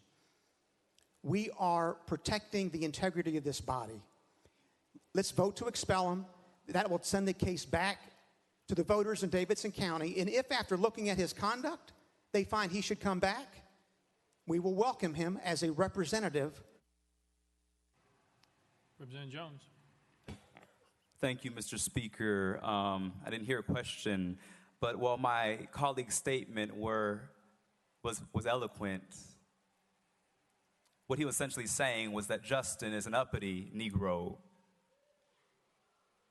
How dare he point at the speaker and call a lie a lie? How dare he act like he's your equal? How dare he come before this body and not bow down? That's what Representative Bulso was saying, and that's what he told me on the elevator 2 days ago when he tried to incite violence against me and got in my face and said, "You are a damn disgrace." And I said, "Representative Bulso, hold on, let me pull up my phone. Can you say that again?" And he cowered and chose not to repeat it because he did not want the world to see what a disgrace he is for Williamson County voters. What we are doing today is not respecting the Constitution, but I'm not surprised because time after time again, this body chooses to burn the Constitution. In fact, we've passed more lawsuits than legitimate laws. When I hear Representative Bulso's statement, it reminds me that there are people in this chamber whose real offense is not what we did,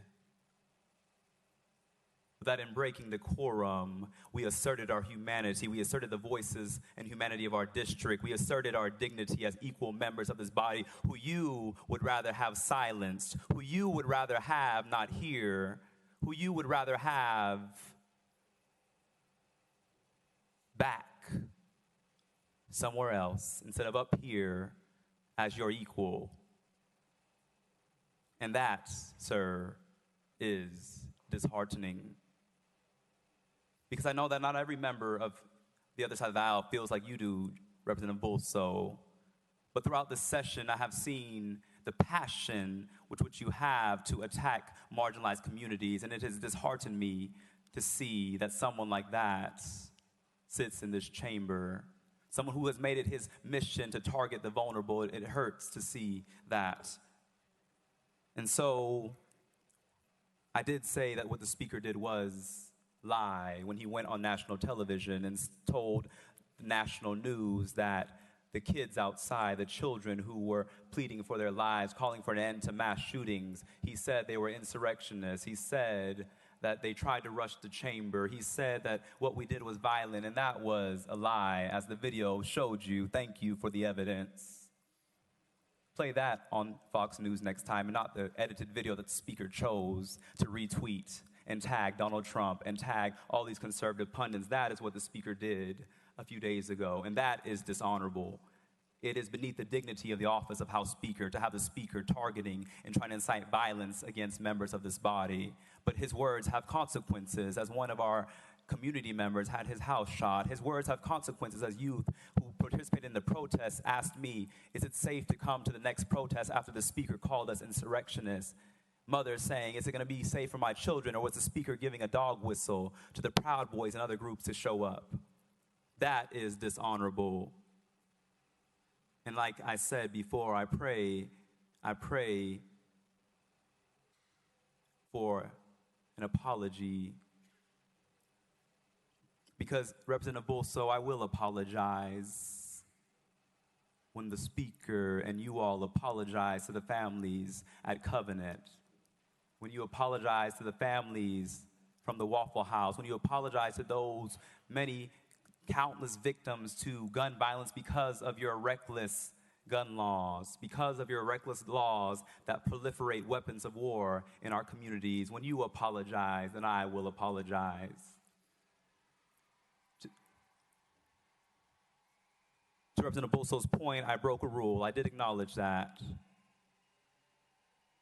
But what I did not break was my oath that said that I will dissent from and protest against any legislation that is injurious to the people. What I did not break was my promise to the people of District 2 that I would fight for them no matter the consequences. What I did not break was my oath to future generations that says that when I see something that is wrong, that is unjust, that is unfair, I will find a way to get in the way and to get in good trouble, necessary trouble. So thank you for your question. Representative Towns.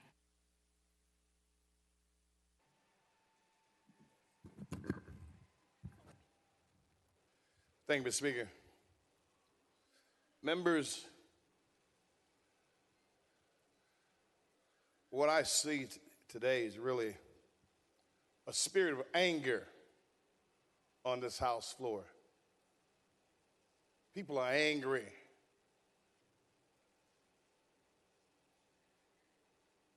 Either justified or unjustified. There's a spirit of anger walking among the members, the brotherhood, the fraternity, the sorority in this Tennessee chamber. There should not be a spirit of anger. There's an old saying that goes that to whom the gods will destroy, they must first make angry. When they're about us, we lose our heads. We're fighting in a war, or we're fighting for something. When we lose our heads and become angry, we do dangerous things to each other. And the body of politics, the body of the Tennessee Chamber, we're doing dangerous things, attempting to do dangerous things, dastardly things, unwilling things, bad things to each other. The brotherhood, the sisterhood, that is not good. Each of you know, you live long enough to know that democracy is messy sometimes. Democracy is messy. Go all the way back to the founder of the country. Deal with the women's movement, the right to vote. Deal with the civil rights movement. Democracy is messy, and it always will be messy to get something out of it. You're trying to get to the pearls of wisdom, the pearls, the gold, the diamonds. But it's a messy process. It's not pretty all the time. It's never been pretty all the time. Any of you all that understand and know history, it's always a little messy. But we perfected some things in this country that allow us to make change and evolve and do good. Right now, we're not doing good because under these circumstances that happen to our fellow members, we're trying to crucify them. When there were other measures that could be taken. There are other measures that could be taken that could have driven the point home as it relates to what we want to see, decorum and order. Other things could have been taken. But we opted out because we're angry to seek the nuclear option. When you drop a nuclear bomb, you destroy everything. You never use a sledgehammer to kill a gnat with. We are dropping the nuclear option on one of our fellow members. Now, ladies and gentlemen, that dog bites twice. Comes back to bite you in your butt, too. We should not go to the extreme of expelling our members for fighting for what many of the citizens want to happen, whether you agree with it or not. Is there the right way to do things? Of course there is. Many of y'all probably secretly admire the courage of our young members and glory. You probably admire the courage. How many of y'all can remember how you acted when you were 20 years old, 25 years old? If there's a video camera around, I bet you don't want to see that. Our conduct. Some of us are older, and we did not have everything that we did on tape today. So you make allowances for our young people to grow and to become, because regardless, at some point, they're going to have to run this country. I'm encouraging some compassion. Don't vote for this expulsion of any of our members. I didn't vote for the Jeremy Dermer expulsion. I thought it was wrong. It was wrong then, and it's wrong today. They should not be expelled for fighting for something that many of the citizens of the state of Tennessee want. Let's think deeply, let's think caringly, and let's show we have the ability to lead with a good heart. Mr. Speaker, thank you.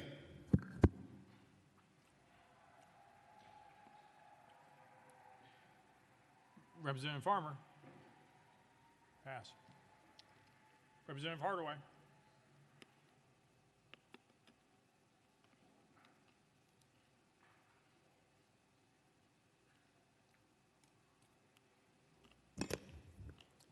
Thank you, Speaker. Colleagues, I've thought long and hard what I needed to say to y'all. It's simple. We all need more black Jesus. That guy with the woolly hair and the bronze feet. Now, that truth is what we base our lives on. So I'm not surprised that we're here. I'm disappointed and to a great extent, just disgusted. I was here when Kent Williams became Speaker. The chaos, the confusion, threats against his life, it all happened right here on this floor. And you know who led that? My Republican colleagues. Neither I nor any of my Democratic colleagues jumped up and demanded their resignations or demanded that they be hauled before the Ethics Committee, much less demand that they be expelled.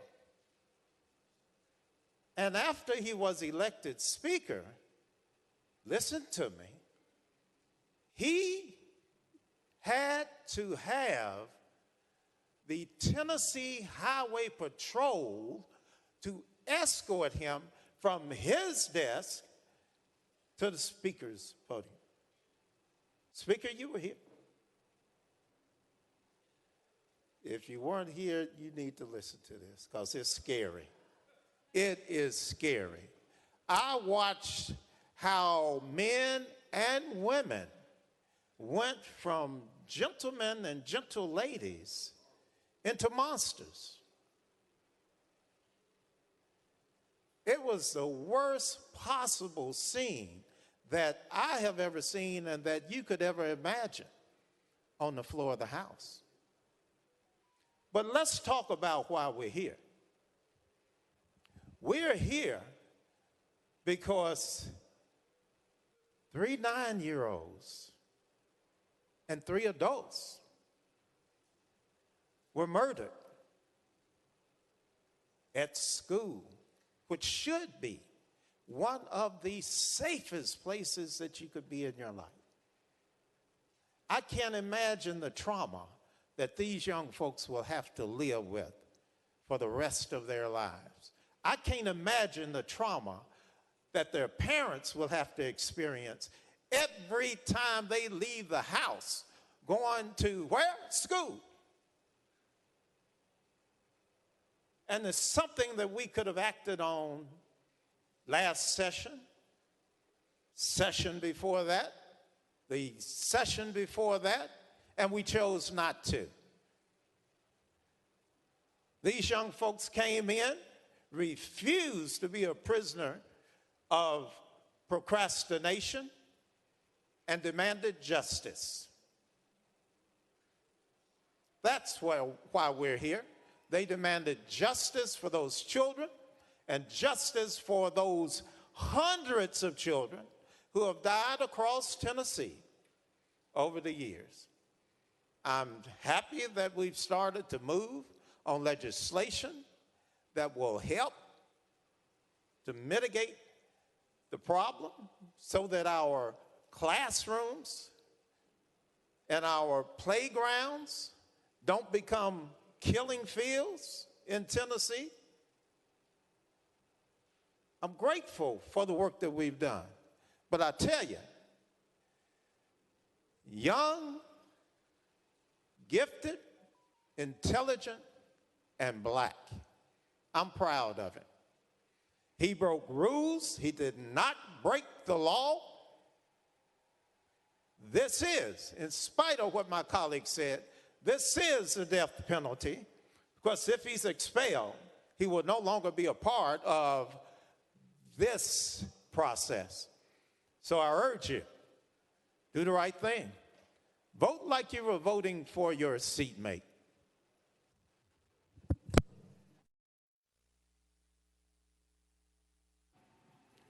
Representative, thank you. Representative Gant, you're passed. All right. Representative Mitchell. Thank you, Mr. Speaker.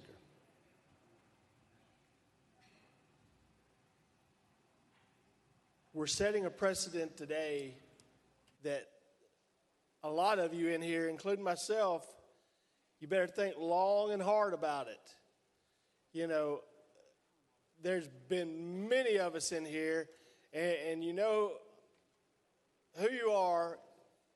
There's rules that are broken. I mean, there's been many a time we've had debate on this floor. I've gotten hot. Another member's gotten hot. I know of 2 instances of 2 people in pretty high-level positions on the other side have come back here to my desk and threatened bodily harm. Do I say we ought to jump up and throw them out of here for that?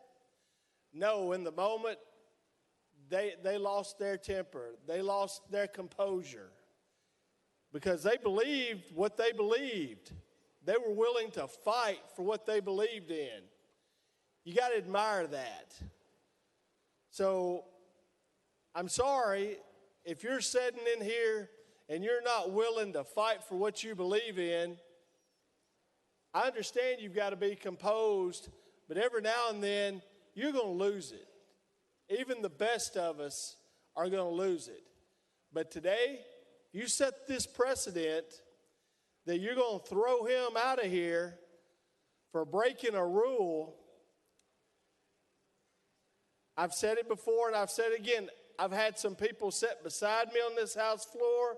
I've had to look up the aisle at a former speaker that there's not a jail cell that he doesn't deserve to be in, and have to sit here and look at that. And I didn't hear a peep out of anybody saying we ought to toss him out of here. And everybody knew it wasn't a rule he broke. There wasn't a felony he didn't see, he didn't want to break. But not a soul said a thing about it. We all just, we'll let the process work itself out. You know, I had somebody sit beside me, multiple teenage girls say things that should make us all cringe about that member. No one wanted to do anything about that. But we're going to throw a young man out today who had the audacity to fight for what he believes in. I hope you have the audacity to fight for what you believe in. If not, there's the door. You shouldn't be here. If you're not willing to do what it takes to make change, to make this state better, to make your community better, you're probably in the wrong place.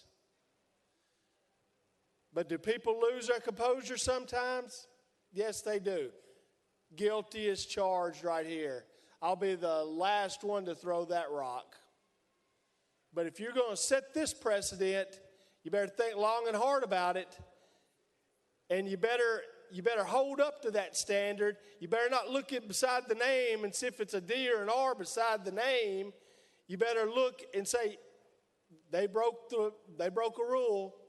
You know, somebody may have been videotaping on the House floor. You can hear the speaker say recess in the video, you know. So, I mean, if you're going to set that precedent, you know, you may want to go watch that video. So, don't look if a D or an R is beside their name. You're going to set the precedent. Let's live by it. Just think about that, folks. Have a little grace.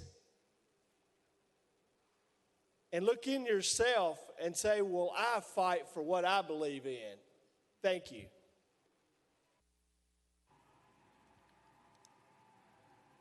Representative Kumar.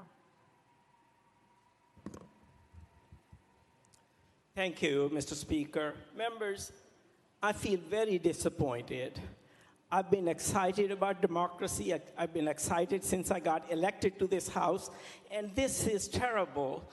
And really, it's just disappointment is what comes to mind. Representative Jones, you had a difficult time.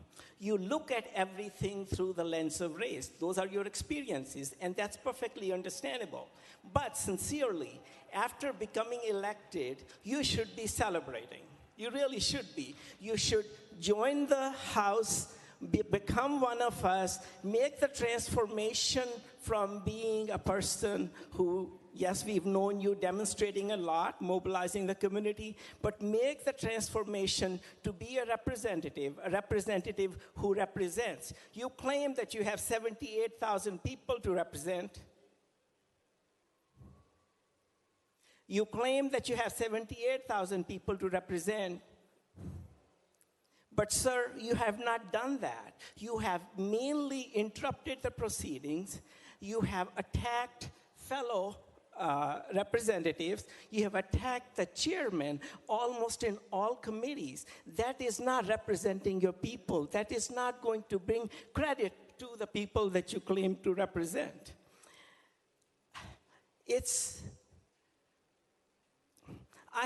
I'm an immigrant, everybody knows. I have been in this country for 53 years. And when it was 50 years, you recognized me for that. It was a celebration in my mind and for my family. In those 53 years in America, I have never encountered a racial slur. I'm really not aware that any of that applies to me. I live a good life. Yet, you, on tape, call me a brown face. Yes, sir, it's on tape. It's on tape, okay? You can't deny that. Wow, I said it's on tape, okay? You called me that. After the committee meeting on that same day, you walked up to me. You had no business coming up to me. You were sitting a row or two ahead of me. You shoved your finger in my face and said, Kumar, they will never accept you. You said it twice, and you were so intimidating that the sergeant at arms, without my invitation, came and intervened between us. Sir, that is very disappointing. You did that. I was there. Hang on, Chairman Clemmons, you have a question? Point of order, Mr. Speaker. Thank you very much. He's talking about things that aren't the subject of the resolution.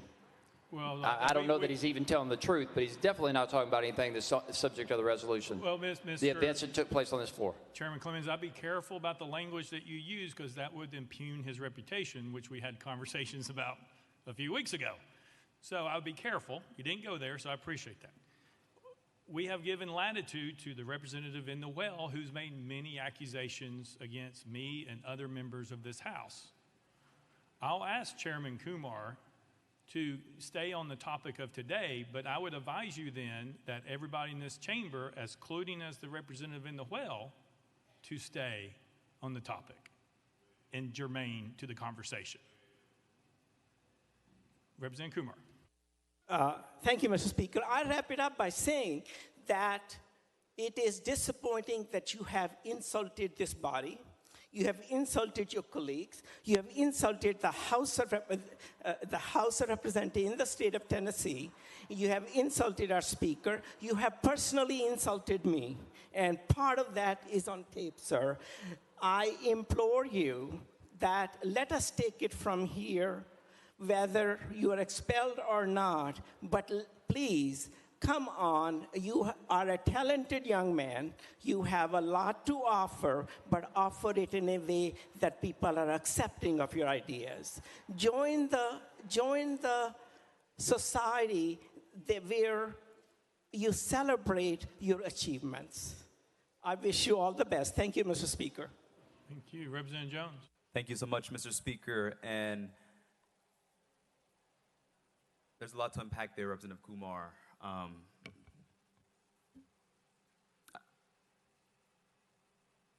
I don't even know where to start, to be honest. I mean, it's sad what you just stated to me, and that's what this is really about. He said, you see everything under the lens of race. When you join this body, you should just become one of us. Just assimilate. That's very disappointing to hear, my friend. And what I told you was what you just exhibited. As the only member of their caucus who is not of the Caucasian persuasion, I said that you put a brown face on white supremacy. That's what I stated. All right, Representative Jones, Chairman Clemmons, you know that that's out of line if you're moving down Chairman Kumar. We've asked people to stay on Jermaine. I asked to stay on Jermaine. He made his he made a statement right there. I got it. We're not going down there. You got your response. You have it. Chairman Clemmons? Thank you, Mr. Speaker. I think he has an opportunity and the right to defend himself from allegations that were asserted on the floor. I think if the record needs to be corrected, he has every right in this hearing to correct the record and state the facts. So I just want, for the record, you're okay with going off of the resolution and not saying Jermaine? Because I ruled him out of order and made him go to a different direction based on your point of order. Chairman Clemmons? I appreciate that, Mr. Speaker. Of course, he continued to speak. And once the toothpaste comes out of the tube on an allegation like that, I think it's right to correct the record, if only briefly. And I know my colleague will stay on the resolution from here on. But I think those types of allegations deserve a response. Thank you. Representative Jones. Thank you, Mr. Speaker. And continuing in response to Representative Kumar's egregious statements, he stated that he has never heard a racial slur. I heard one in this body not too long ago when Representative Sherrill recommended that we should bring back lynching in this body. And so I'll move on. The statement and recommendation of Representative Kumar was that I would not be up for expulsion if I just assimilated, if I just conformed, if I just confined myself, as he has done, to be accepted by this body. He said that you attack chairman. Let's unpack that. Me asserting the voice of my district is what he is referring to. Me ensuring that the rules are followed in committee and raising points of order and points of parliamentary inquiry when the chairman acts against the rules is what he is talking about. Me asserting the voice of the 78,000 people of District 52 to him is an attack. To me is upholding my responsibility as a legislator. And so no, I did not come in this body expecting to be accepted by this side of the aisle. I came here to serve the people of District 52 and to do good work in the forced conversations that we have to have in this body. Because so many times I sit in these committees, and the bill he's talking about, we try to censor conversations. He was talking about a bill where we were censoring conversations on race, censoring what kids can learn in school because it makes people uncomfortable to talk about Black history. And he expected me to be censored as a equally elected representative to not talk about the history of racism in America when he made those egregious statements in Government Operations Committee. He expected me to sit there and conform and accept things because that is the only reason that he's been accepted by these members here. But I don't want acceptance from you. I want acceptance from the people of my district. I don't want approval from you. I want approval from the people of my district. Because I'm not here to make friends. I'm here to make a change for my community. Representative Powell. Thank you, Mr. Speaker. Colleagues, Representative Jones represents the 52nd district, and I represent the 53rd district. So our districts touch. We represent a lot of the same communities. We represent a lot of the same polling locations. And the voters of his district knew and know the type of person that Justin Jones is. Representative, you never hid the fact from the voters of your district that you're an activist, that you have been arrested. You never hid that. They knew that. Is that correct? Representative Jones.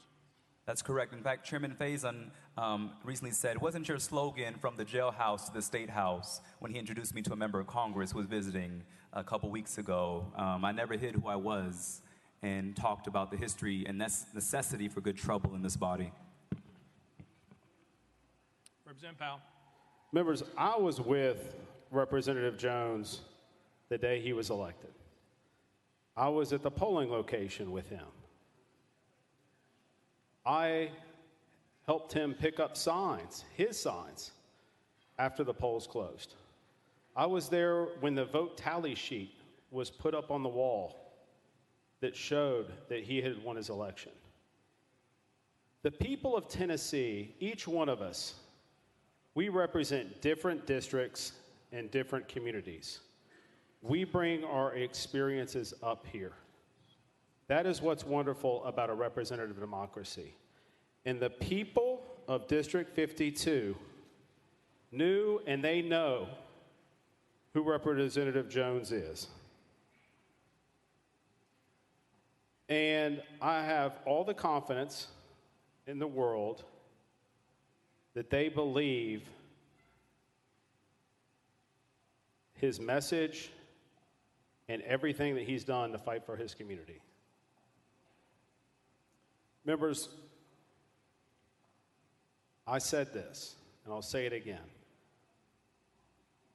I was in a third grade class the day of the shooting, reading down the street from this school to my son's class, full of third graders. When that shooting occurred, I was concerned that that might be my child's school. I didn't know.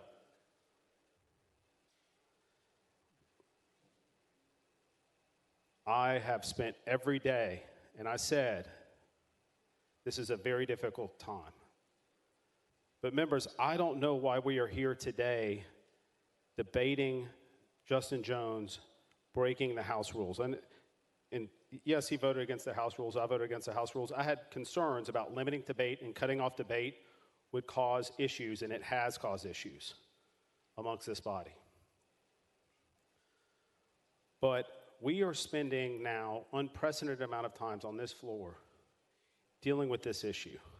I had to leave here Monday night after this resolution was introduced and go to my son's Little League field and see red ribbons surrounding the outfield in memory of William Kinney, who was murdered.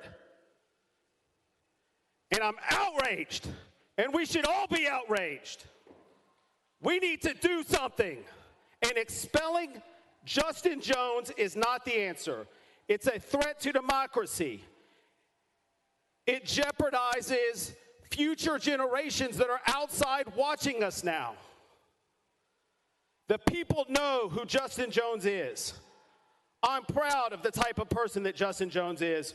We represent similar communities, and we're angry, and we have different ways of expressing ourselves. And I know we were shown a video, and it wasn't the official House video. I wonder where the official House video is. I'd like to see it, because it's germane to this debate.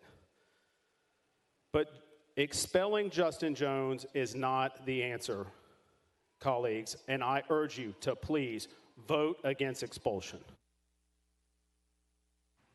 Thank you. Representative Jones, anything? Nope. Representative Keisling.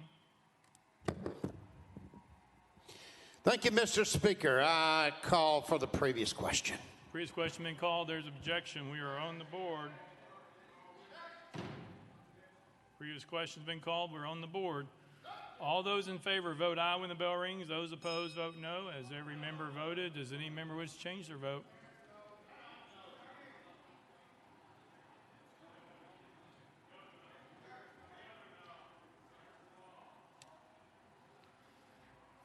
Mr. Clerk, take the vote. Ayes 73, 24 nays. Previous question prevails. We are voting on House Resolution. Oh, I'm sorry, yeah. Representative Jones, I'm sorry, you get 5 minutes to close.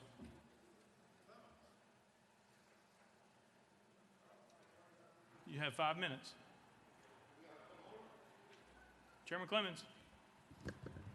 Thank you, Mr. Speaker. We are talking about nothing less than 75 people overruling the wishes of 78,000 people. And you're going to cut off debate? Give me a break. Is this a circus? You are talking about kicking somebody out of this body. Grow up. If you can't sit through a conversation or a debate on something no less than expelling a colleague, grow up. Get out of here. You don't belong here. You want to call the question? I am humiliated. I'm embarrassed. Look at the rules of procedure, the ethic rules. The purpose of this is to hold the respect and confidence of the people. Representatives should avoid conduct that even appears to violate the trust the people have placed in them. What are we doing? Call them the question.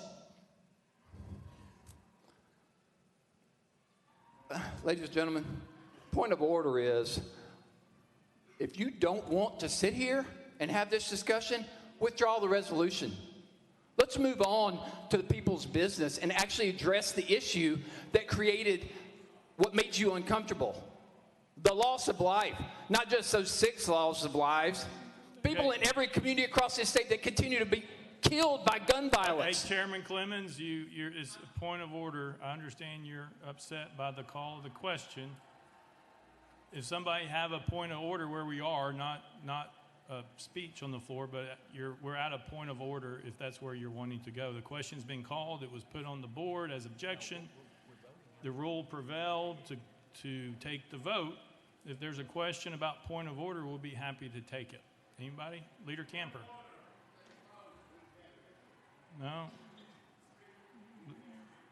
Representative Hakeem? Thank you, Mr. Speaker. There were a number of us who had their names on the list to speak. And I think it would be totally disrespectful not to allow us an opportunity to make necessary comments. One of the problems that we have is that the cutting off of debate. I mean, that's what we're here for. We talk about it being messy. We're talking about getting things done. We're talking about coming to a consensus. How can we do that if we don't hear the voices of more than ourselves, so to speak? All right. Yeah, is that a question for Mr. Clerk about calling the question? Okay, Mr. Clerk, can you read the rule, please? Mr. Speaker, previous questions shall only be admitted when demanded by 2/3 of the members present. Previous question's been called. Anybody can call it at any time, and we all know that that's a possibility. Leader Camper. Thank you, Mr. Speaker. Mr. Speaker, I move that we reconsider our actions on that. Is that appropriate? Or we ask that members reconsider their actions and withdraw your motion, allow us to continue the debate.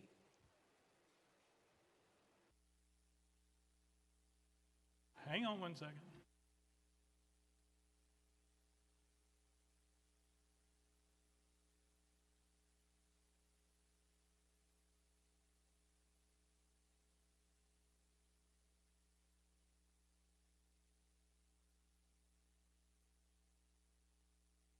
Mr. Clerk.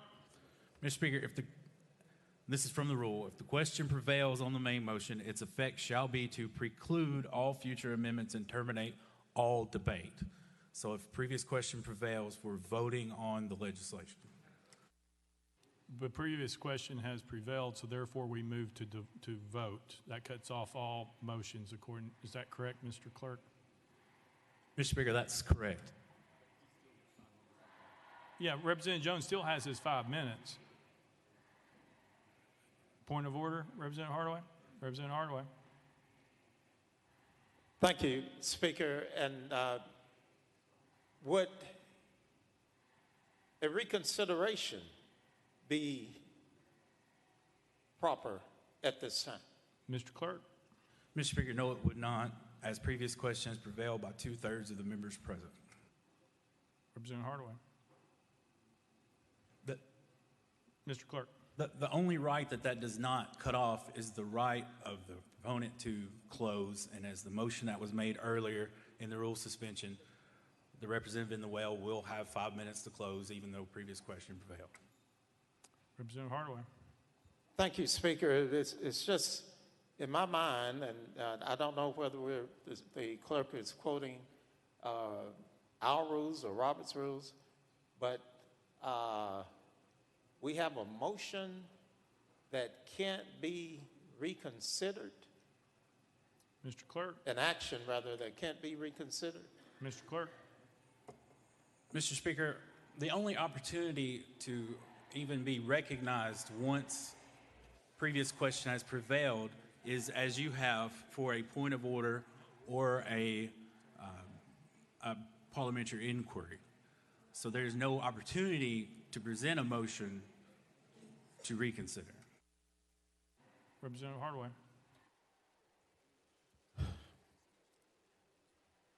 Speaker, I disagree. However, we're going to move on. Representative Thompson. Thank you, Mr. Speaker. Is it possible, or is there a rule that we have to vote on each member one at a time versus waiting to the end of these hearings and vote one for all three after that time, or is that a rule, or is that at the Speaker's discretion? Mr. Clerk. Mr. Speaker, these are being taken up one at a time. The only resolution before the body right now is House Resolution 65, so that's the only one of the three resolutions that the body will now be voting on. Any further point of orders? All right, we are voting. Oh, 5 minutes. I keep forgetting. My bad. My bad. I got it. My apologies. Representative Jones. Thank you, Mr. Speaker.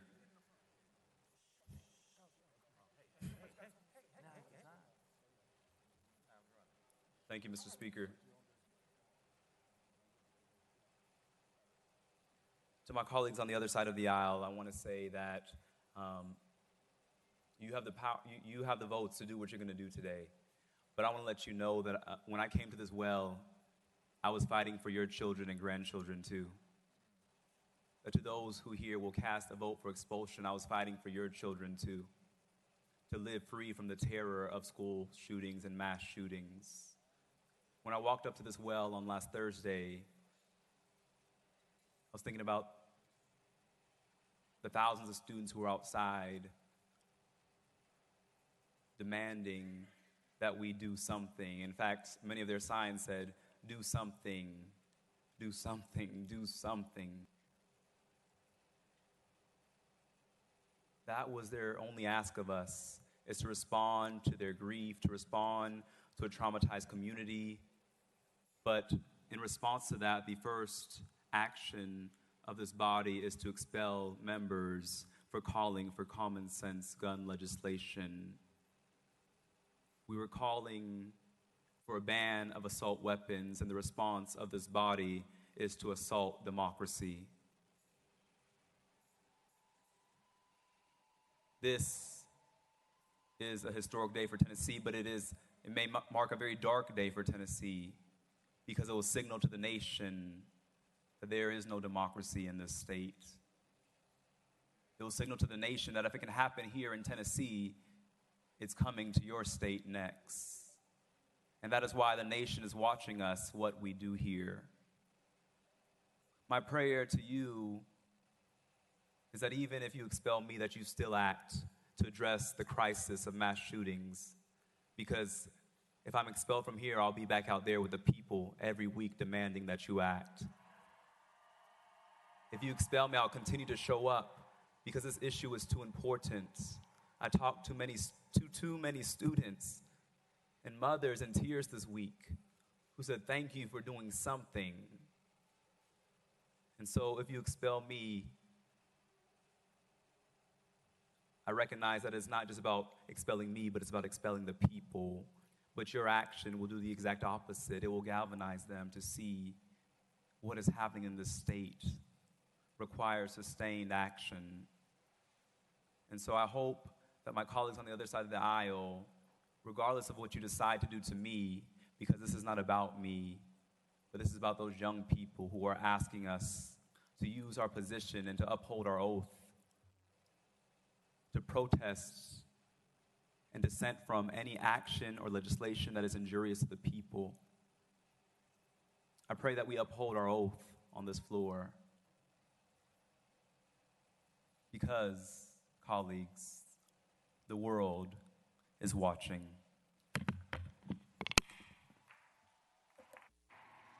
All right, we are voting on House Resolution 65. All those in favor, vote aye when the bell rings. Those opposed, vote no. Has every member voted? Does any member wish to change their vote?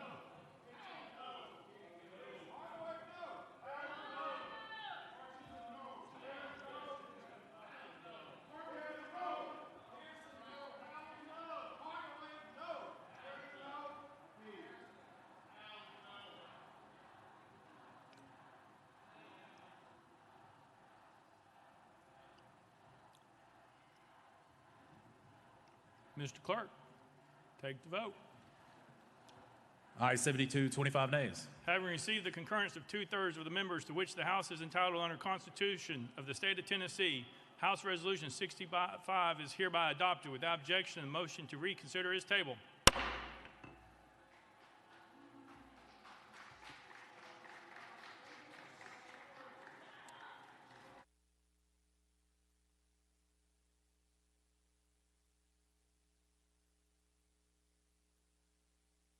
Pursuant to Article 2, Section 12 of the Constitution of the State of Tennessee, I hereby declare Representative Justin Jones of the 57th Representative District expelled from the House of Representatives of the 113th Assembly of the State of Tennessee.